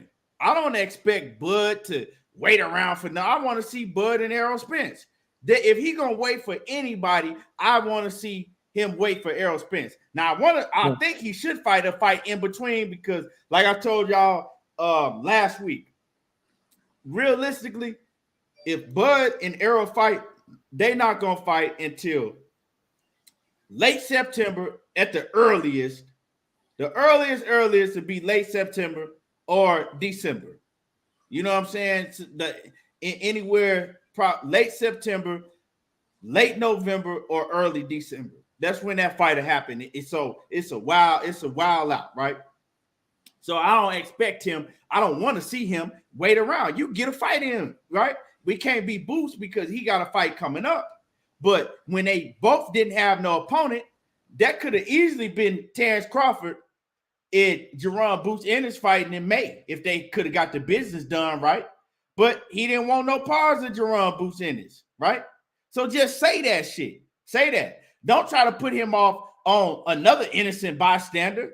Danny Garcia ain't got shit to do with this. Danny Garcia already told you he ain't fighting him. Now that you see him and Danny Garcia take a picture together, now you trying to say that they need to be fighting each other? Danny Garcia been told us, right? He fought Errol Spence in 2020. We in 2022 now.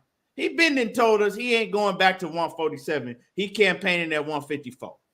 Yeah, and just another quick thing too, bro. Like the thing I like about Boots is he ain't selective with this shit. Like Sean Porter popped his shit to him, called him overhyped and overrated. He told Sean Porter, come out of retirement and show me I'm overrated. He tried to fight Danny Garcia. He said, shit, we could even spar. Danny Garcia didn't even want to do that shit. He done called out Errol Spence. He done called out Terence Crawford. So he ain't being selective. He ain't picking and choosing. And I think people need to understand that and really, you know, pick up on that, because that's some shit to be commended and to be respected, that he won't smoke with any and everybody at the top. I just find it funny that like people were the same people that were telling me, yo, what you gonna do, bro? Jaron Boots Ennis might be Errol Spence mandatory. He got boots problems. All right, cool, bro. Make the fight. I want to see that shit. That'd be a good fight. But now that Boots could potentially, because he's number 2 in the WBO behind Virgil Ortiz, and Virgil Ortiz, he got some medical issues going on, just had to pull out the fight, as you reported so well earlier today. So your next up is Jaron Boots Ennis. So what we doing, bro? Like we only fight man. So Mean Machine, like what type of mandatories do we seek out, bro? We only seeking out the mandatories when it suits us, or do we just defend our title against any and all comers? Like, why is the energy changing? And I ain't necessarily saying Bud, but from guys like Bernie or you know, certain Bud fans, why is the energy changing now that Boots might be knocking on Yodo? What's the difference? Like, I don't understand that train of thought. Right. And salute to Kwame. What's happening with it? What's up, family? What's up, Kwame? What's going on, man? Look, I'm coming in here. Let me get this super chat in. My man, Boxing Matchups, Dwayne Freeman. And make sure that y'all go sub to my man, Boxing Matchups _Dwayne Freeman. He says they say his resume ain't good enough, but they want him to fight EJ though. Exactly. You know what I'm saying? We see what it is. If you know, you know, right? If you know, you know. If you act like you don't know, you're just pretending and you're acting. But we know they don't want no parts of Jaron Boots Ennis. Now, I want to break down how we would see that fight going, and I'm gonna go to knockout, and I'm gonna go to Kwame East. But before, I'm gonna let Kwame cook on this real quick, and then we're gonna get into like the breakdown. You know, if it was to happen. Sure. Let me go change my avatar to the correct avatar real quick. Okay, man, what's happening? Got us for days over there, man. Yes, sir. Yes, sir. Well, first off, salute to the chat, salute to the panel, of course. I'm just glad to be here, and I'm just letting y'all know I'm coming in on some bullshit because I'm hating. Okay, I'm hating on Bud because that's what I'm going to do, because they got all that gorilla energy for everybody they think they could beat. If you're a wounded duck, they got gorilla energy for you. If you're in a car accident, if your retina is torn, they got all kind of gorilla energy. If someone says anything over Twitter or online, they got something to say. But Boots done said so much shit about how he's better than him, how he have a suspect chin, how they think he food, how they talking about his skills, and you can hear a rat piss on cotton when it comes from his camp. Now, all of a sudden, when Boots is brought up, Bernie, who's calling everyone, from Derek James to Earl Spence, punk motherfuckers and drunks and this and that, is shoving him off on Danny Garcia. Last I checked, Danny Garcia said he was going to 154. Now, last I checked about that. And also, when you look at the same sanctioning body Terence Crawford's in, the only person that's above Boots was Virgil Ortiz. And Virgil Ortiz, as I remember, had a fight. Boots was free, had no opponent, right? And everyone's talking about, how Errol Spence, he's a broken fighter. He's inactive. He had this amount of fights. But last I checked, Terence Crawford and Errol Spence had the same amount of fights in the last 2 years. Last 2 years. You know what I'm saying? Yes, World Combat. I am hating. You got it correct. All right. It's not. I'm not hiding it. Okay. I'm hating. He Okay. said he ain't doing like you do with EJ. He Yeah. ain't hiding it. I'm not gonna At hide. I'm least, not at gonna least say he no. keeping it. At least I'm he not. keeping I'm it not. boxing. Yeah. I'm not. Yeah. He And ain't I'm making. He always ain't keeping making. He ain't boxing. making Spencer Holic jabs Yeah. and And shit butt like that. You know what I'm sexuals saying? and At least he keeping it nigga. boxing. If we gonna It's keep it all. above, shit. It's all boxing. You know what I'm saying? And I'm gonna tell you. When I knew Terence Crawford could not beat Jaron Ennis. When I watched him fight Kell Brook. When I seen Terence Crawford fight Kell Brook, and like you said earlier, Keon, that he is average at best as an orthodox fighter. He cannot even stop a jab. If people say, "Oh, Terence Crawford, oh he collects data." Real quick, Kwame. Key coach said he looking for a link, bro. He said you ain't sent it Okay, to yeah, I got you. I didn't send you one earlier because I didn't see you in the building, Coach. Salute to you, coach. I got you, You know, Coach. you know what I'm saying? Terence Crawford, he's collecting data while he getting his eye closed by Kell Brook. But they want to say, oh, EJ, he don't make no adjustments. Well, I know EJ didn't have to go into Coach, it's another in your email.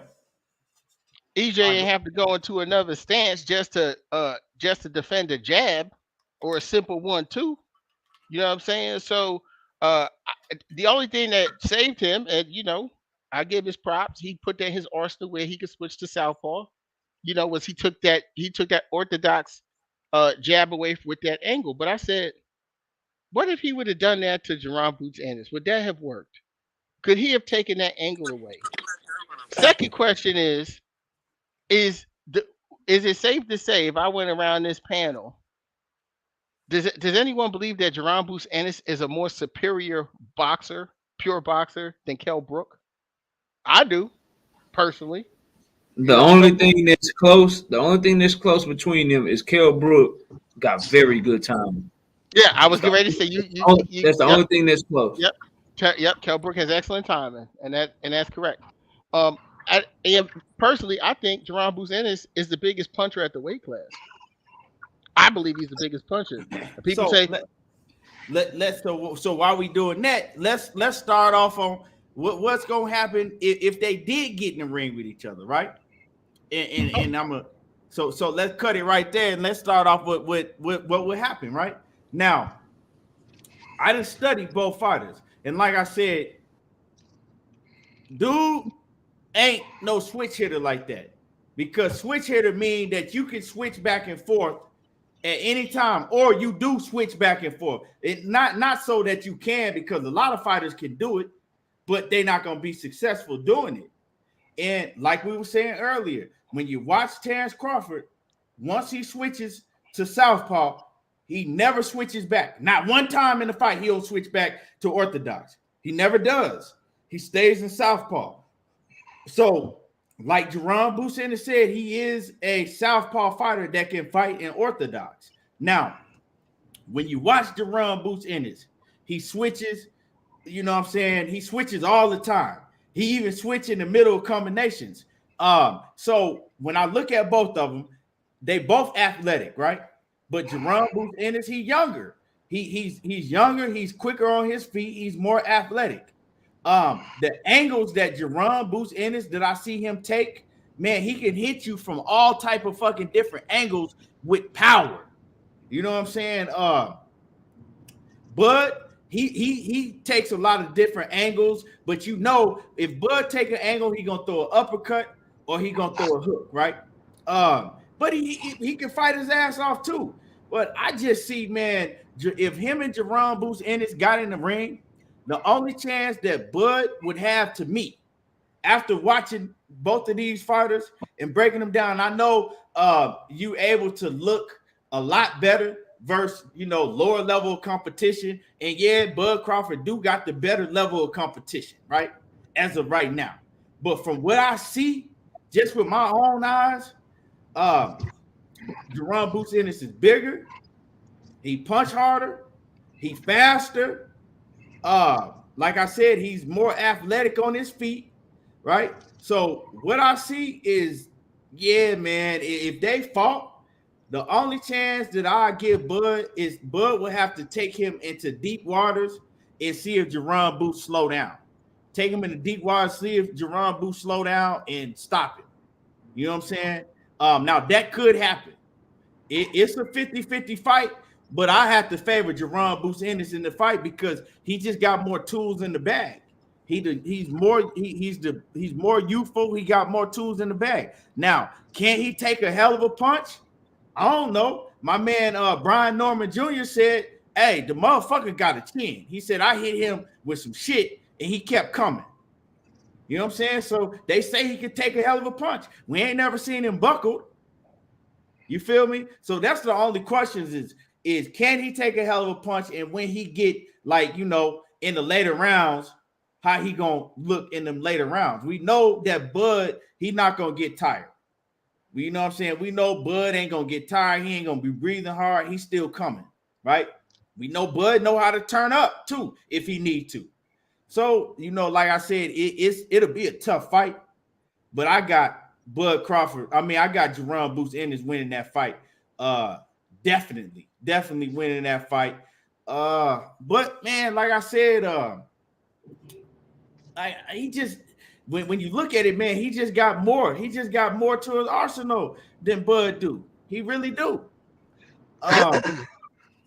And it's a hard one, but yeah, man, it's hard for me to go with somebody that ain't really, you know what I'm saying, fought the top level of competition. So I just got to go off the eye test. It's hard to do that, right? But I got to do it with Jaron, man. He's special. Like, he's special to me. You know, the dude, the killer. I say with Bud. Can y'all hear me? Yeah. We can hear you, Coach. We can hear you, Coach. Triad, I'm gonna say what Bud said to Stephen A. Smith. The eye test can lie to you. Hey, bro. My whole thing is this, man. Well, let knockout go. Nah, you can let Coach just got here. You can let Coach go. He was gritting his teeth like he wanted to come through the camera on you. So yeah, I can tell in his demeanor that he about to disagree with everything you said. Go ahead, Coach. I'm not saying that Jaron can't beat Terence, and I'm not saying Terence can't beat Jaron. What I'm saying is this: Bud Crawford has forgotten more boxing than Jaron Ennis ever learned. That's what I'm saying, bro. Levels to this game, which y'all have to understand is this. Okay, he looks very good. He looks great. Just like I told y'all that story about one of the guys when I was still boxing back and shit. I was 18 years old, right? They had a guy. I went to his fight. He was from Gulfport, Mississippi. Kid looked great. I mean, I'm like, boy, that motherfucker bad. And my brother cut out levels to this shit. So he came down. He came to the gym. Can y'all hear me? Yeah, we can hear you. Can y'all hear me? Yeah, you good. Okay. He came to the gym and he got in there with a #1 contender named John Duplessis at the time, right? And he beat Edwin Rosario. He won a bunch of big fights. And when he got up in there and sparring John made him look terrible. Like, Steve was like, bro, my brother was like, listen, I told you, there's levels to this. Now, I'm not saying that Boots can't do it, and I'm not saying that Boots is not on that level, but we have to wait and see. I'm not saying that, but Terence Crawford is a very, very smart fighter. He's very smart. He's very athletic, and Bud punches fucking hard, bro. So what I'm saying is, your boy Newman said he hit, but does Newman punch like Bud punch? Now, my thing is this. He may survive. He may beat Terence. I don't know. But what I'm saying is this. Experience in this shit matters. And that's all I'm going to say. Just like we saw this past weekend. We saw Chocolatito Gonzalez school a motherfucker who looked great in other fights. We saw him get fucking schooled.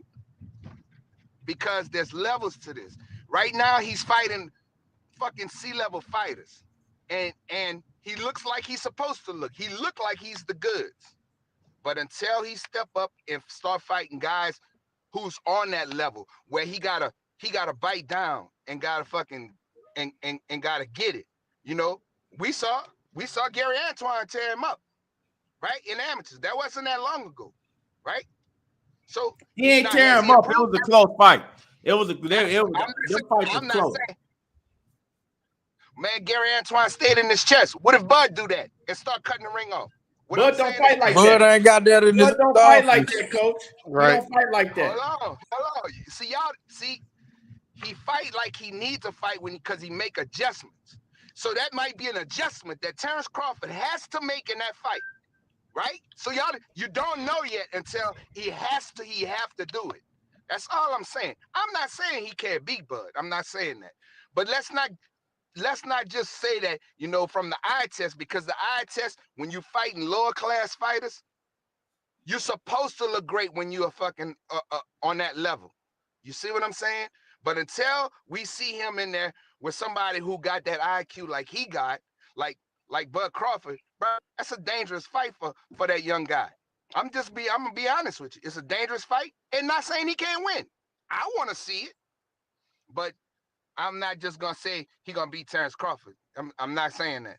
I'd say it's a 50-50 fight. You know, it is what it is. But I know Bud ain't gonna fight him.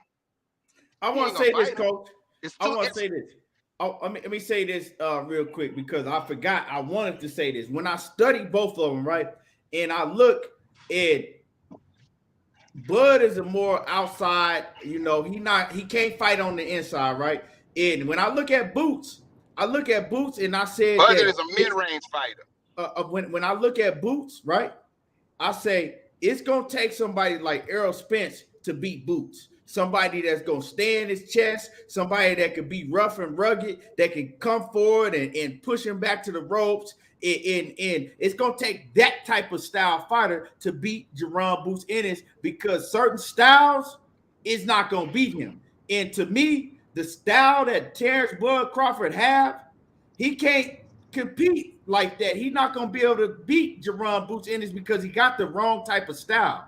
It's gonna take somebody with a style like Errol Spence, a rough, rugged, that's gonna, you know, go to the body and be pressing on you and grab you and be able to be strong and rough you up and put you. It's going to me, when I look at that, I said that's the type of fighter it's gonna take to beat a Jaron Boots Ennis, not Terence Crawford type of athletic fighter, because you're not gonna out athletic him. You're not gonna out, you know what I'm saying? His footwork ain't better than Jaron Boots Ennis. His angles that he take ain't better than Jaron Boots Ennis. Like I said, Jaron, man, some of the fucking combinations that he throw from weird angles and how he be stepped and how he fight off his back foot, I just see more things that he do a lot better than what Terence Crawford do. Even when Terence Crawford is fighting lower level opposition, right? Because Terence Crawford didn't fought a lot of opposition that you can go back and look and see, okay, which one looked better? And Jaron Boots Ennis just looks a lot better, and he does a lot more different things, and his combination arsenal is a lot. He throw a lot more different combinations than Terence Bud Crawford do, and like I said, from a lot of different angles. So that's just what I see. I mean, you. I mean, it's not like we done forgot Terence Crawford fucking hit motherfuckers with uppercuts and drop. One thing about Bud, he's a fucking mean motherfucking fighter. And the reason he don't move around as much no more is because he feel like I got something to prove to these bigger fucking guys. And he fucking get in there and he get at mid-range and bang them up. Until they try to get too close, he'll tie him up. But what I'm saying is, Bud Crawford can do it all, bro. Don't get it twisted. That motherfucker can do it all if he need to. That's all I'm saying. Now, with Sean Porter is such a short fighter. And you got to bend down. Like Errol bent down and start going to the body. Bud Crawford is not bending down like that. That's just not his style, right? But Terence was smart enough to try to bully Sean, and he pushed him up against the ropes and showed him, look, I'm fucking stronger than you, right? So, like I said, until we see Jaron Ennis in there with a top level fighter, like it would be a great fight with him and Keith Thurman. I think that's a good fight. I think that's a hell of a test for He'll beat the dog shit out of Keith Thurman.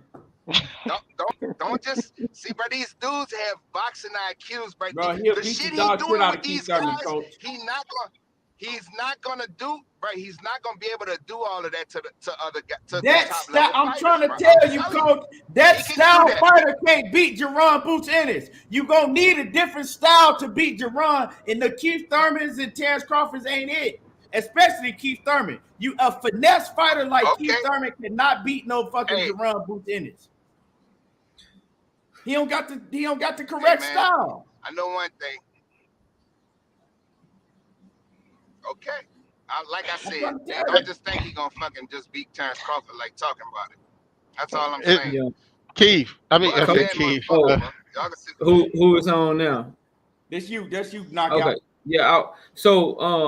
I think it's a close fight. I think it's 50-50. I would just say the Jaron Ennis struggling with somebody in his chest like Gary Antoine Russell. That was in 2015.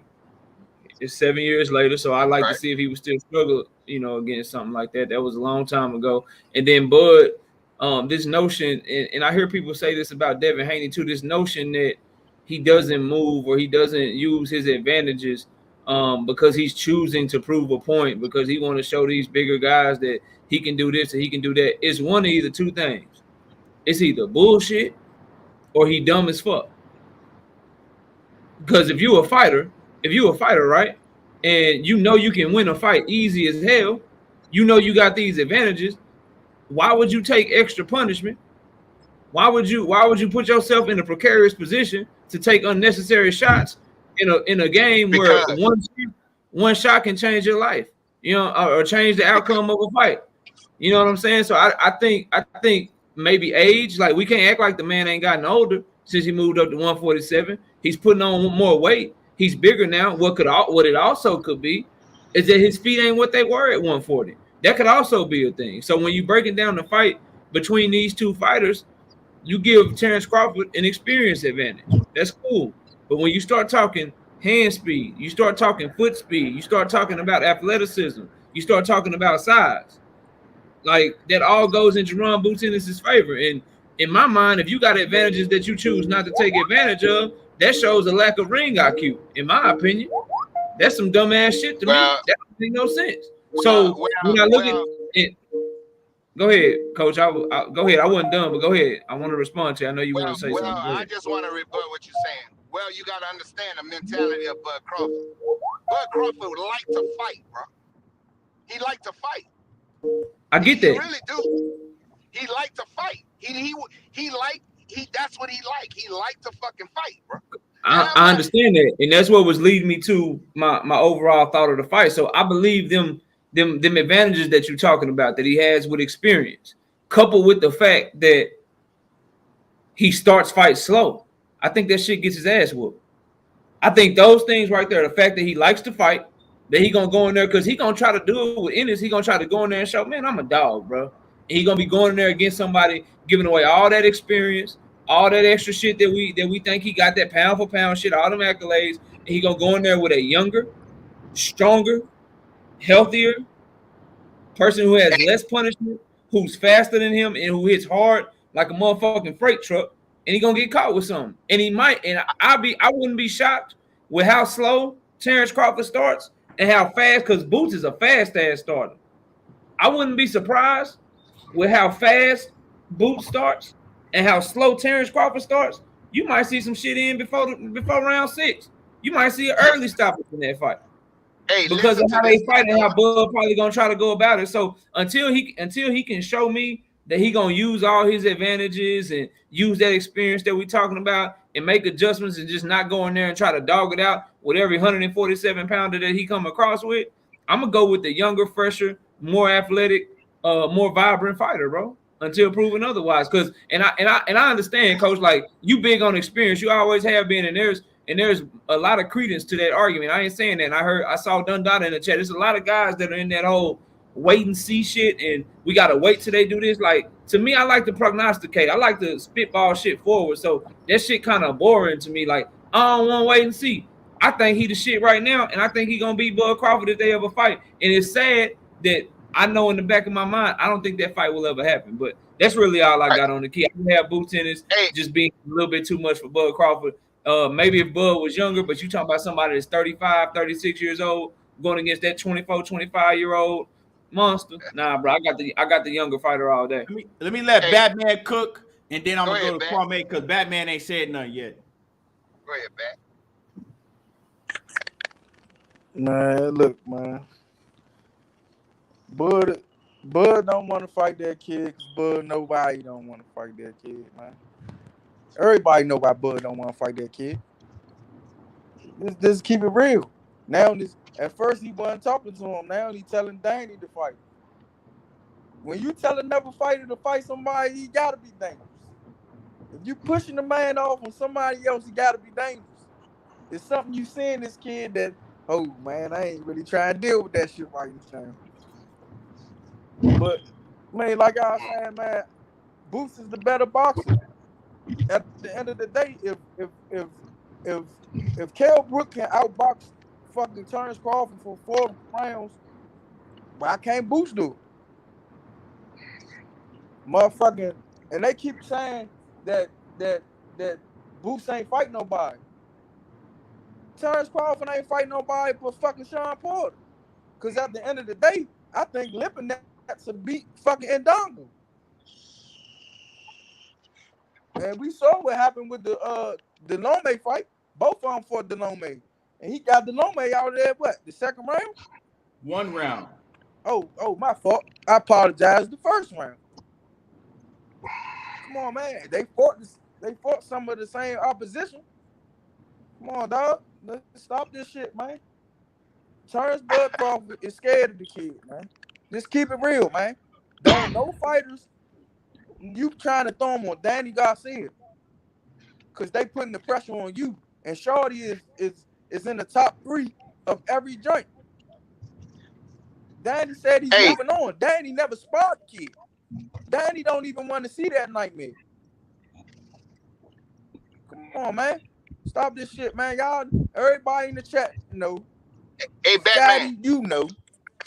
Huh? Batman. I'm going to ask Keon this question. You agree with what Batman said, Keon? What part? And you and Knockout, y'all agree with the part where he said that if he's going to push him off on somebody because he's scared to fight him, right? Well, yeah, why are they pushing him off on other fighters? Like, why are they bringing other fighters into this? Before you say something, Coach, let me answer too. Go ahead. Bud didn't say that. Bernie said that. So okay. I think Bud's fans and his team might be a little bit scared, but I ain't ready to say Bud is scared. Yeah, no, I'm not saying he's scared, but I thought Bud said it. I apologize. No, that was Bernie. That was Bernie that said that shit, man. You know he be popping. I apologize.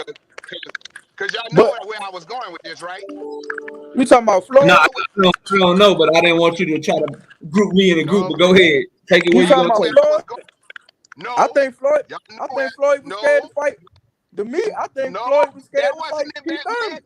That's not what I'm talking about. Keep that same energy. If y'all believe that, y'all keep that same energy when Canelo keep avoiding fucking David Benavidez. Y'all keep that same energy. Canelo scared. I know Canelo scared. You found a way to bring Canelo in this motherfucker. Man, I agree with you. I thought you were about to give me some Tank Davis slander. We was gonna have a whole nother conversation. We was gonna go back and forth. I ain't gonna fuck with Tank today. I done already fucked with Tank yesterday. But I just want y'all to keep that same energy while he ain't fucking with David. Or go fight each other. I know. Bitch. Come on, man. You don't want that fucking smoke. Canelo scared of Boo Boo Andre and David Benavidez. Come on, man. We ain't gonna get into the Canelo shit because that shit will go. Yeah, that shit would be on here for 3 hours and the whole conversation. No, bro. All right, with Terence Crawford, even when Boots been talking this shit about Terence ain't say shit. He know why he don't want to say nothing, dog. Come on, man. He'd be the first person to respond to shit. Huh? He'd be the first person to respond to shit. Yeah, he'd be the first person, but Boots said first person. Boots said, I'm gonna name everything Boots said. Boots said he's more superior than Crawford. He had knocked Crawford out. Crawford ain't the best switch hitter better than him. he don't do nothing better than him, and Bud is ignoring the shit out this shit. Hey fellas, I gotta dip off real quick. Y'all boys be easy, keep cooking so I can listen to this great talk in the comments. And salute to the whole panel, everybody in the chat, man. I'll catch y'all next time, bro. Salute you, Later, And brother. when Tank Davis tweeted something about him, when Sean Porter was talking about him, if Earl Smith say something about him, if another boxer say something about him, he's quick to say something. He's never said nothing about this kid. And y'all know why he's not saying nothing about this kid, because he don't want to fight this kid. He not gonna fight him. I mean, it's the smart thing for him to do. I mean, if you think about it on a business level, it's the smart thing for him to do. Because he gonna wait on early Ugas and then he gonna fight the winner. That's it. And he's gonna get his biggest bag. So if you would go up in there and fight with Boots. Right, that's the best thing for him to do. I wouldn't fight him right now either if I was Terence Crawford. I'm gonna be honest with you. But do what Dannny and do what Sean did then.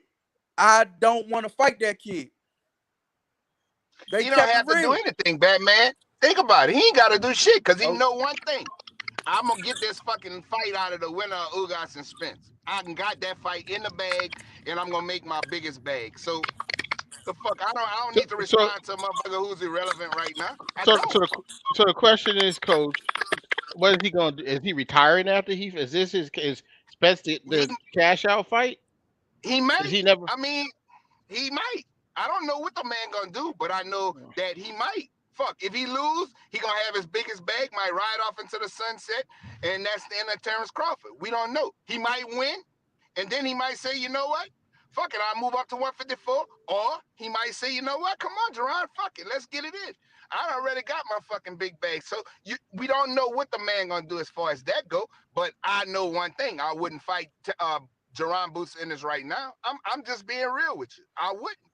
Because that's a dangerous fucking fight. Number one, we know it's a dangerous fight. He knows it's a fucking dangerous fight. He's not stupid. You know? And I got the fucking WBO belt and I want to be undisputed in 2 weight divisions. So I'm going to wait on this fucking fight. And it's the smart thing for him to do. What we in boxing for? We in boxing to take risks. The beat. He's 36 years old. That man is 34 years old, Coach. He's 34 years old. What the fuck? He done, this boy done fuck. Listen, man. Bro. Think about what I'm saying. I don't like it. Listen. I don't like it. I don't like because I'm a boxing fan. I want to see the best fight the best all the time. But you still got to remember, you still risking your fucking life, number one. Number two, this is a business. Number two. Number three, it's not smart to go fuck with Jaron Boots Ennis right now when you can if I get Jaron Boots Ennis on my resume, fight. For what? I go get Earl. I go get Earl and then get Jaron on my resume. I'll be one of the greatest. Right. If he get Earl first, then fight Boots. But he not gonna fight Boots, and then Boots right now is a nobody in the game, dog. No, nobody wanting to fight Boots right now. That's what they saying. Nah, he can't because Boots gotta fight. Boots gotta fight. Right. Right. Boots gotta fight. Don't make any sense. Now after the Errol Spence or Ugas fight, you know what I'm saying? Hey, bro, he can do whatever he wants. He win, lose, or draw. Fuck it. He had a great career, even if he fucking lose. Look, you know, Coach. Look, I be agreeing with you most of the time, but I don't agree with you on this one. And I'm break it down. How you see the fight going, Kwame? I see a stoppage. I don't think the shit going past 8. I doubt if it go past 7. And let me read this before you get to cooking. Let me read this real quick. Zenith 360 said Mayweather fought Canelo at 36, almost 37. Right. Yeah. So, So I'll finish answering your question, Kid, and then I'll tell Coach why I disagree with him with what he's saying. So, I see a stoppage, right? Because Terence Crawford, but I believe that Jaron Boots Ennis is the biggest puncher at 147. Period. And the reason I'm gonna say that because everyone wants to go, Oh, well, look who he's fighting. Well, look at the records of all these other fighters that Terence Crawford or Errol Spence fought coming up in the rankings that didn't have, they were just people that they were getting experience on. They didn't stop all of them. Jaron Ennis stopped just about. He got 28. Is it 28 fights, 26 knockouts, and one no contest because the Van Herden dude headbutted him, and because he was on his fucking way out. So there's only one person who went past 6 rounds. I don't even know if they went past 6 rounds. It could have been the beginning of his career when it was 4 rounds. I got to go look at it. You know what I'm saying? But Terence Crawford, he collect data, and what I'm trying to tell you, see what happened to Delorme. Boots punches fucking hard with both hands. He got knockout power in both hands, and he go to the body very well from both stances. I don't think Terence Crawford is a guy who physically is a man who came from 135 pounds and worked his way up to 147. He is physically a smaller human being than this man. He's physically a smaller. He's a smaller human being. Period. If we see pictures of Boots right now on his Instagram, the dude looked like he looked like a 168-pound fighter, all muscle. You know what I'm saying? I only feel he could get down to 147 because he's so damn young. He's able to pull it off. He's 24 years old. He able to pull it off. He's soon going to have to move up. So I don't think it's going to go. I don't think Terence Crawford makes it out of here because look, Terence Crawford's biggest part of his defense is his feet, which is kind of like Roy Jones, where his feet aren't what they were at 140. And you know what they say? They say your power's the last thing to go, coach. When you put that weight on, some of your speed, diminishes a little bit. I'm not saying he's not fast, but I'm just saying like, hey, he slowed down a little bit. And when Terence Crawford get hit, it's his endurance because he's in such great tip-top shape that makes him recover. His body be doing a whole different thing than he wants to do. His body react different. He gets stinky legged. He be looking funny. You know what I'm saying? When he get cracked. And I don't see it going past 7 rounds. Now, what I'll say is this, coach. The only reason I disagree with you is for this reason. Terence Crawford spent the last 4 years, or 3 years, we'll say 3 years, being super gangster towards Errol Spence and every other welterweight that was out there. That nobody wanted to fight him and all this other stuff. And everyone who had something to say, he had something to say back. And Terence Crawford, besides Sean Porter, ain't fought no damn body. Nobody. And I just feel like, look, if this man could give a Mean Machine a shot, if he could fight a Jose Benavidez, who fought absolutely nobody. The biggest name on his resume was a dude, Danny Garcia, should have lost to in Puerto Rico, Mauricio Herrera or something like that. That's the biggest name on Benavidez's resume. I don't see why we can't get Terence Crawford to at least respond to this brother. To not say the same, like you got to keep the same energy. It's like if you're going to say you're going to do this and that to everyone else, right? And this is heavy as the head that wear the crown. You number 1 pound for pound in the world. If this guy don't have no experience, why won't you respond and say nothing back? Why is it crickets? I just don't feel like his energy is the same when it comes to Boots. And there's a reason why. And I'm on record stating this too. Errol is my guy. We all know this.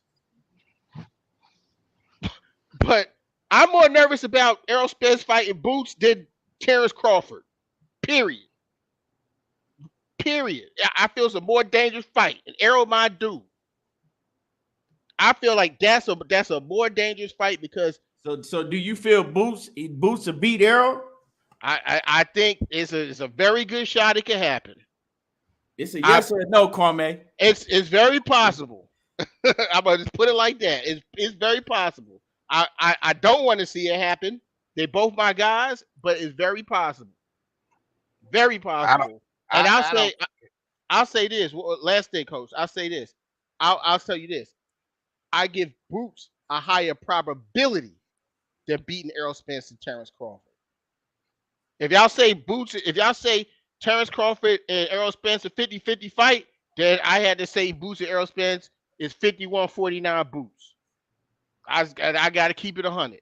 That's just my personal opinion. Y'all know I ride with Errol Spence. Yeah, bro. This is all I got to say. Hey, Y'all hear you? hey, hold up. Hey, EJ, that was that was Kwame. He just said that you lose the boot. Yeah, that's him. Yeah, that's him right here. You hear? Yeah, that's him. Listen, this is all I'm gonna say. Damn. All right, I'll back up. This is what I'm gonna say. Of course, you're saying because he hasn't fought nobody in all of these in the last 4 or 5 years or whatever. The point I'm making is this. I'm not talking about on an athletic decision. I'm not talking about it. It would be dumb for him when he's on the cusp of getting a fight for undisputed to go and fight Jaron Boots Ennis right now. I'm not asking for that. It is dumb. I agree with you on that 100%, Coach. But that's all I was saying. Now you was talking about he gonna stop him. Well, you act like Bud don't fucking punch hard because he does. And just another thing with Knockout was saying was this. He's a fast starter. Yes, he's a fast starter against motherfuckers that's not gonna fucking be able to time your shit and crack you in your fucking mouth. With motherfuckers that's not on that level. You gonna fast start. He gonna be a totally different fight than what the fuck y'all ever seen. If you get up in there one of them fucking boys like Errol Spence and Bud Crawford, he not gonna start off like he normally do. It's not gonna happen. I promise. Everybody started off fast with Bud Crawford, Coach. Okay, Coach. and then Sean Porter started off fast with Sean Porter's on the elite level. He do that with everybody. He been doing that shit from the day one. Jose Benavidez started fast with Terence Crawford. You know what, Batman, just to piggyback off of that too, and I'm gonna say, and I'm referring this to you, Coach. When Terence Crawford fights people who has his arm reach, where he's not fighting a midget, he's gonna jump in there. When he fight a Benavidez, when he fought Postal, anybody who has his size and has his type of arm reach, he fights completely different. Absolutely, he's supposed to. What I'm saying is, it's a lot more passive. It's a lot more passive. And that's all I'm saying. Well, and this is the thing, because he not fucking retarded. He gonna fucking figure this shit out with what he need to do, and then as the fight goes, he turns it up. So now it's like this. He collects data, just like you said.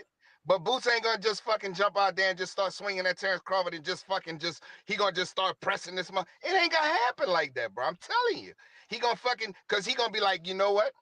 I'm fucking with a dangerous motherfucker too. So I gotta be careful. So it goes both ways. Now I'm not, just like I said, I'm not saying Boots can't beat him. Not saying that. But what I am saying is Boots is doing what he's supposed to do right now. He's beating motherfuckers' ass who he's supposed to beat their ass and look good with. When it's gonna come a time, just like this. We saw Errol Spence. That motherfucker was wiping every fucking body ass out. Everybody. Then when he got to Cal Brook, we was like, uh-oh. He did the same shit. That's a lie, Keon. He stopped Cal Brook. He made the motherfucker say no more. Hold on, you not listening. He made him tap out, Coach. You're not listening to what I'm saying. Everybody else, he was punishing them and getting them out of there early in the fucking fights. He wasn't never getting fucking hit like Cal Brook was hitting Errol Spence. Now, if you say that, you lying. He never had been getting fucking smacked around like Cal Brook was putting some shit on him. Never since, because the level went up. The level went up.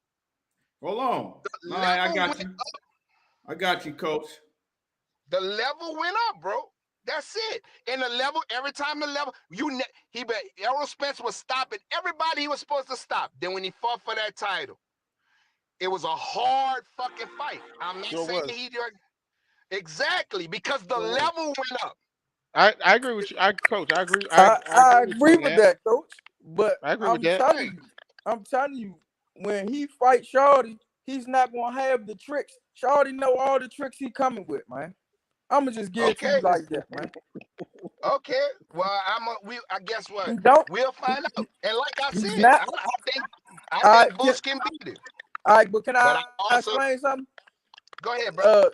Terence Crawford is not good with moving his head for real. He gets away from motherfuckers. Nigga didn't look like he was getting smacked around too bad to me. Since he was getting smacked around, that's what you said. He was getting the shit beat out of him. Smacked. It didn't look like that to me. Now you're going. Nah, I know what the coach is saying. I know what coach It saying. don't look like he was getting smacked around to me, coach. You know what? Jamal Keith. Charlo. I seen that don't look like that. Hold on, Jamal Charlo was putting all kind of shit on fucking Montiel, hitting that bitch with everything from the kitchen sink. We ain't talking about Jamal Charlo. We not talking about Montiel. We talking about Errol Spence. Now, I seen Errol Spence. He looked way worse than the Sean Porter fight. So you can't sit here and tell me that Kell Brook was smacking him around when the motherfucking fight looked like this after the fight. Cut it out, coach. We just watched the fight online. Keon, what I'm saying is this. I'm not saying Kell Brook was winning the fight. What I said was that motherfucker hit Errol Spence with more shots and harder shots than Errol had ever took up to that fucking point. That's what I'm saying. No, I believe you right. That, though. You trying to say it was competitive. You didn't say that though, coach.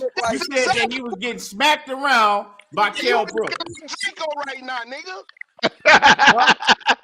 What you say? You acting like Draco. I'm saying what you said. That's you a low said blow. He was getting smacked around by Kell Brook. Coach, I'd appreciate that, coach. Okay. What I'm saying is this. You understand what I'm saying? When the levels go up, you get hit more.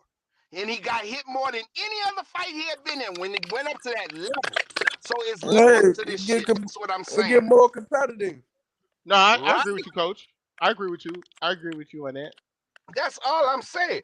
But stop acting like that, Keon. You understood what I was saying. You trying to be funny. Because y'all putting a lot more on it. Yeah, Kell Brook landed some shots, but he wasn't. He didn't land a lot. He landed some shots on Errol Spence. You know what I'm saying? But Sean Porter landed more. That's because Errol fought just fucking. He was going at a body all night with each other. I'm telling you, you said when you saying he was getting smacked around by Kell Brook, I can't agree with that because what I meant was I hope I explained it. Errol was blocking a lot of them shots.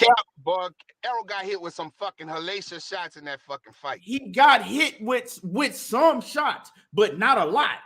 More than what the fuck he ever had been hit with in any other fight. Well, you're supposed to when you get two A-level fighters in the ring with each other. Exactly. Nobody's not. Coach, I'm not saying that Terence Crawford ain't gonna be a very, very tough fight for Jaron Ennis because it is. I'm just saying I favor Jaron Ennis. Well, what Kwame was saying was it ain't going but about 6-7 rounds. Well, I don't. And I'm saying that Bud Crawford got a little shaky. He a little shaky, coach. A little shaky. You know, you don't really want you got a problem with him and Devin Haney. We already know that, man. You got a problem with Bud. No, it's facts though. It's facts with him. And Keon, let me tell you something. Let me say one thing, because I gotta go. Now you looked at Errol Spence's face. And you say it didn't look like he got smacked around. Montiel took a fucking brutal beating in that Jamal Charlo fight. Jamal Charlo got tired of punching on this motherfucker.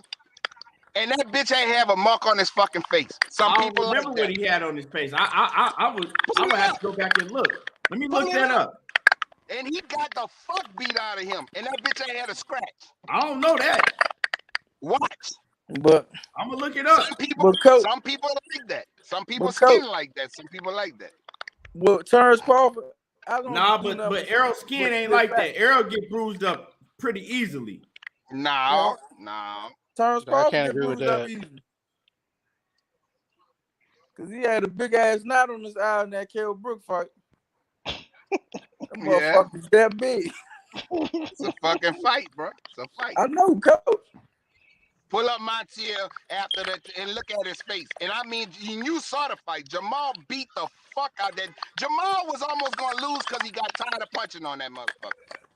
And then with Devin Haney, you know, that's my first time seeing Bill that humble, though.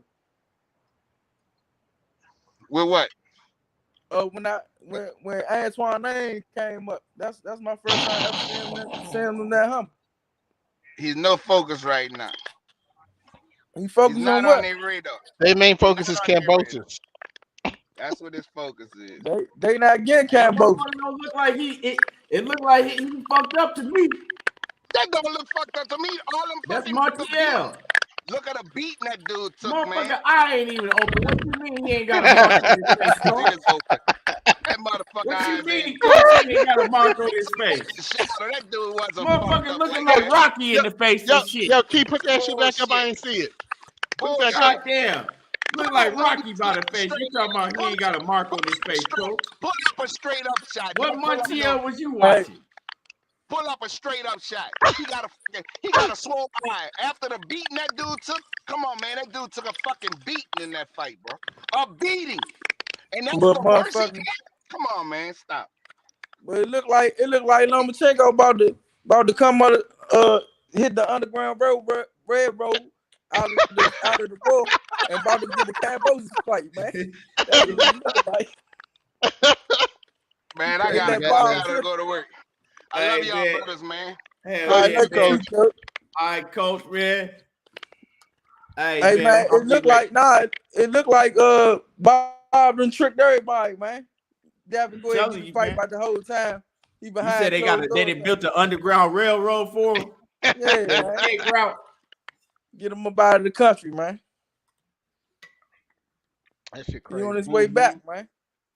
Yeah, that no black fighter stuff is crazy, man. To see what Devin Haney is going through, man, just to get a, you know, just a fight. The fight He he's ain't the supposed first. to get.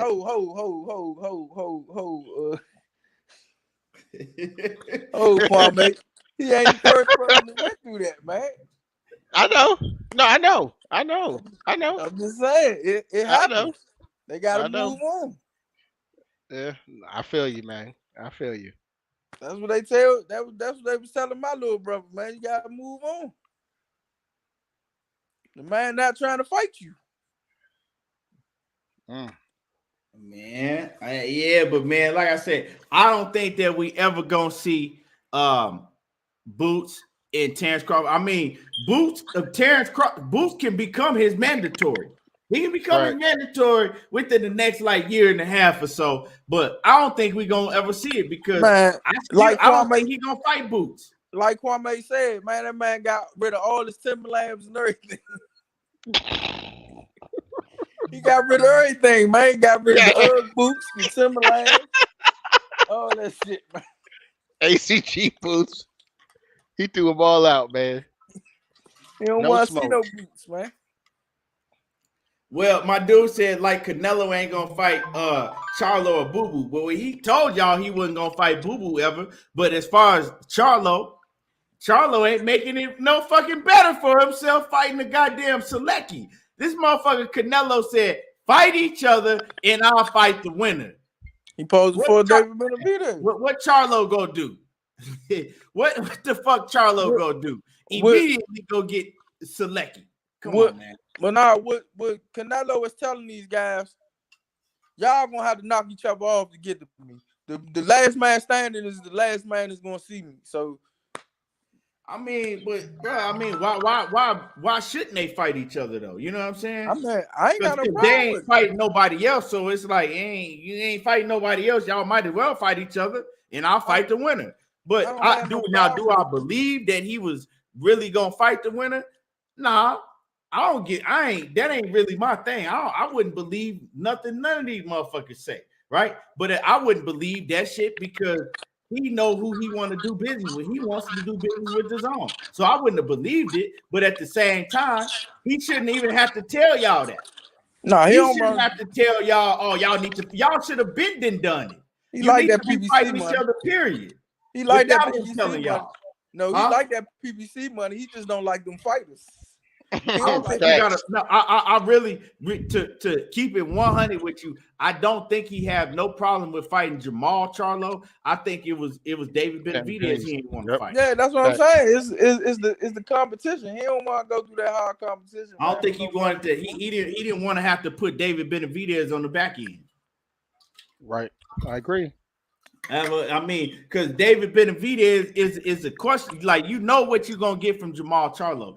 David Benavidez, he still got a question. Now, you do see holes in his game, but then you think like, damn, what if I do hit this motherfucker and he could take a hell of a punch and he keep coming and keep coming and keep coming and keep coming, throwing a million punches from all type of different angles, and I fuck around and get tired. I mean, they see something in him that they like, nah, we don't want to do it. Because why wouldn't you have a fight? You talking about fighting in Aztec Stadium in Mexico. That'd be huge. And you don't want to fight David. He Mexican. Right. It don't get no better than that. He have Mexican. He Mexican enough. You know what I'm saying? It don't get no better than that. Why would you not want to take that fight and ask? You know how much back end money you gonna get for? Come on, man, that's huge. Facts. And man, don't want, man. You know, he don't want no tough fights right now, man. He over there working that motherfucking DAZN money. That's easy money. You want payday? I know that. But man, let's get ready to wrap this up, man. I'm gonna get ready to wrap this up. Been on for almost 2.5 hours. My dude, Batman. Let me get your last words before we get up out of here. Man, look, man. I can't wait till April the 16th, motherfucking when Earl go ahead release the Kraken, man. You know, to say, man, look, man, come on, bud. For everybody can just go ahead and shut the fuck up and just get on Bud ass if Bud don't show up, man. Drinko, send 100 motherfucking niggas to the airport, man. That's what Drinko said. When he said his name and Crawford don't come on, he's sending 100 niggas to the airport, man. Oh, my bad, Scotty. Scotty says your mouth stay open when he said your mouth stay open when slaps to the mouth. He said when from slaps to the mouth. He said Spence was damn near drooling. By the way, I was banned from the panel, so I'll smoke the chat instead. Man, you ain't banned from no panel, man. Scotty starting shit. Hey, Scotty, you could have got up here and got some smoke. They say you the top 3 Earl hater. We had the panel, man. Yeah, you made the top 5. You made the top 5, Scotty. Yeah, he did. Yeah, you made the top 5, right? The top 5 dead or alive Errol Spence haters. And you made you made the list, Scotty. My bad. I didn't even see y'all super chat. My bad. And salute to my man Scotty for coming through in the super chat, man. Y'all go sub to World Combat Sports. Y'all go sub to World Combat Sports. And like I always tell you, if you don't like Errol Spence and you ride with Terence Crawford 100% and you ain't sub to World Combat Sports, you need to get your mind right. Go sub to World Combat Sports. Because he gonna give you everything you want and more. Dark 80s baby. He says, salute to Dark 80s baby in the super chat. Man, he said he broke Kelly's ass off that made it easy for Crawford. He broke Kelly's ass off that made it easy for Crawford. I don't know what you're talking about. Brooke. He's talking about Kell Brook. He talking about that Spence broke Kell Brook ass off. It made it easy for Crawford. Yeah. I mean, shit. I mean, he says Scotty said he should have been number 1, man. Scotty, we put the whole Omaha as 1. So the whole Omaha and plus y'all put the whole I put number 1 is RTBA, Bernie, number 2 was Bomac, and then Scotty was right behind him. You know what I'm saying? Naked right behind him. Scotty. So Scotty higher than IOTBA? I don't think so. Yeah, probably because IOTBA, he really got a deep infatuation with Earl. He just mad, you know what I'm saying, like a female. You know, like a female that like you, but that they think you did You it don't wrong. like it no more. Right. Yeah. And Destiny made number 5. Yeah. Now that you said, now that you Huh? said that, Keon, ILTBA is acting like Earl Spence' baby mama. Right. Yeah, that's crazy. Yeah. Wow. Saying that's an ugly ass baby mama, man. No, matter of fact, Goodfella made number 5. Yeah. Yeah, you gotta put you definitely gotta put his fat ass in there. You gotta put him in there. I got Goodfella and Bushido boxing. Yeah, you gotta put him in there too. Definitely. My man Candy Slim 501 says Kel was coming off a loss for EJ and 3 wins versus Bud. Oh, here we go. Okay. I mean, I bet right off the top of the head, you can't. I bet you can't tell us what them 3 wins was without Googling it. But salute to my man Candy Slim 501 in the building, man. And then my man A1 Hoop Zone says that Bud shit soft and delusional. Told y'all they the type to run into a wall and say excuse me. He says them motherfuckers can't walk and chew bubble gum at the same time. Salute to my man Emmanuel A1 Hoop Zone, and make sure that y'all go sub to A1 Hoop Zone. He putting in a lot of work over there. The NBA playoffs is right around the corner. So yeah, y'all make sure that y'all go sub to A1 Hoop Zone, giving y'all all of the latest news on what's going on around the NBA. My dude Zenith says, I'm a Bud fan, but the topic always ends up being about Spence, so there's no point. What's happening with it, Omega Red? And then we got my man 817 in that super chat. He says, Bud and the flip-flops in Nebraska make it make sense. He's scared to put boots on, man.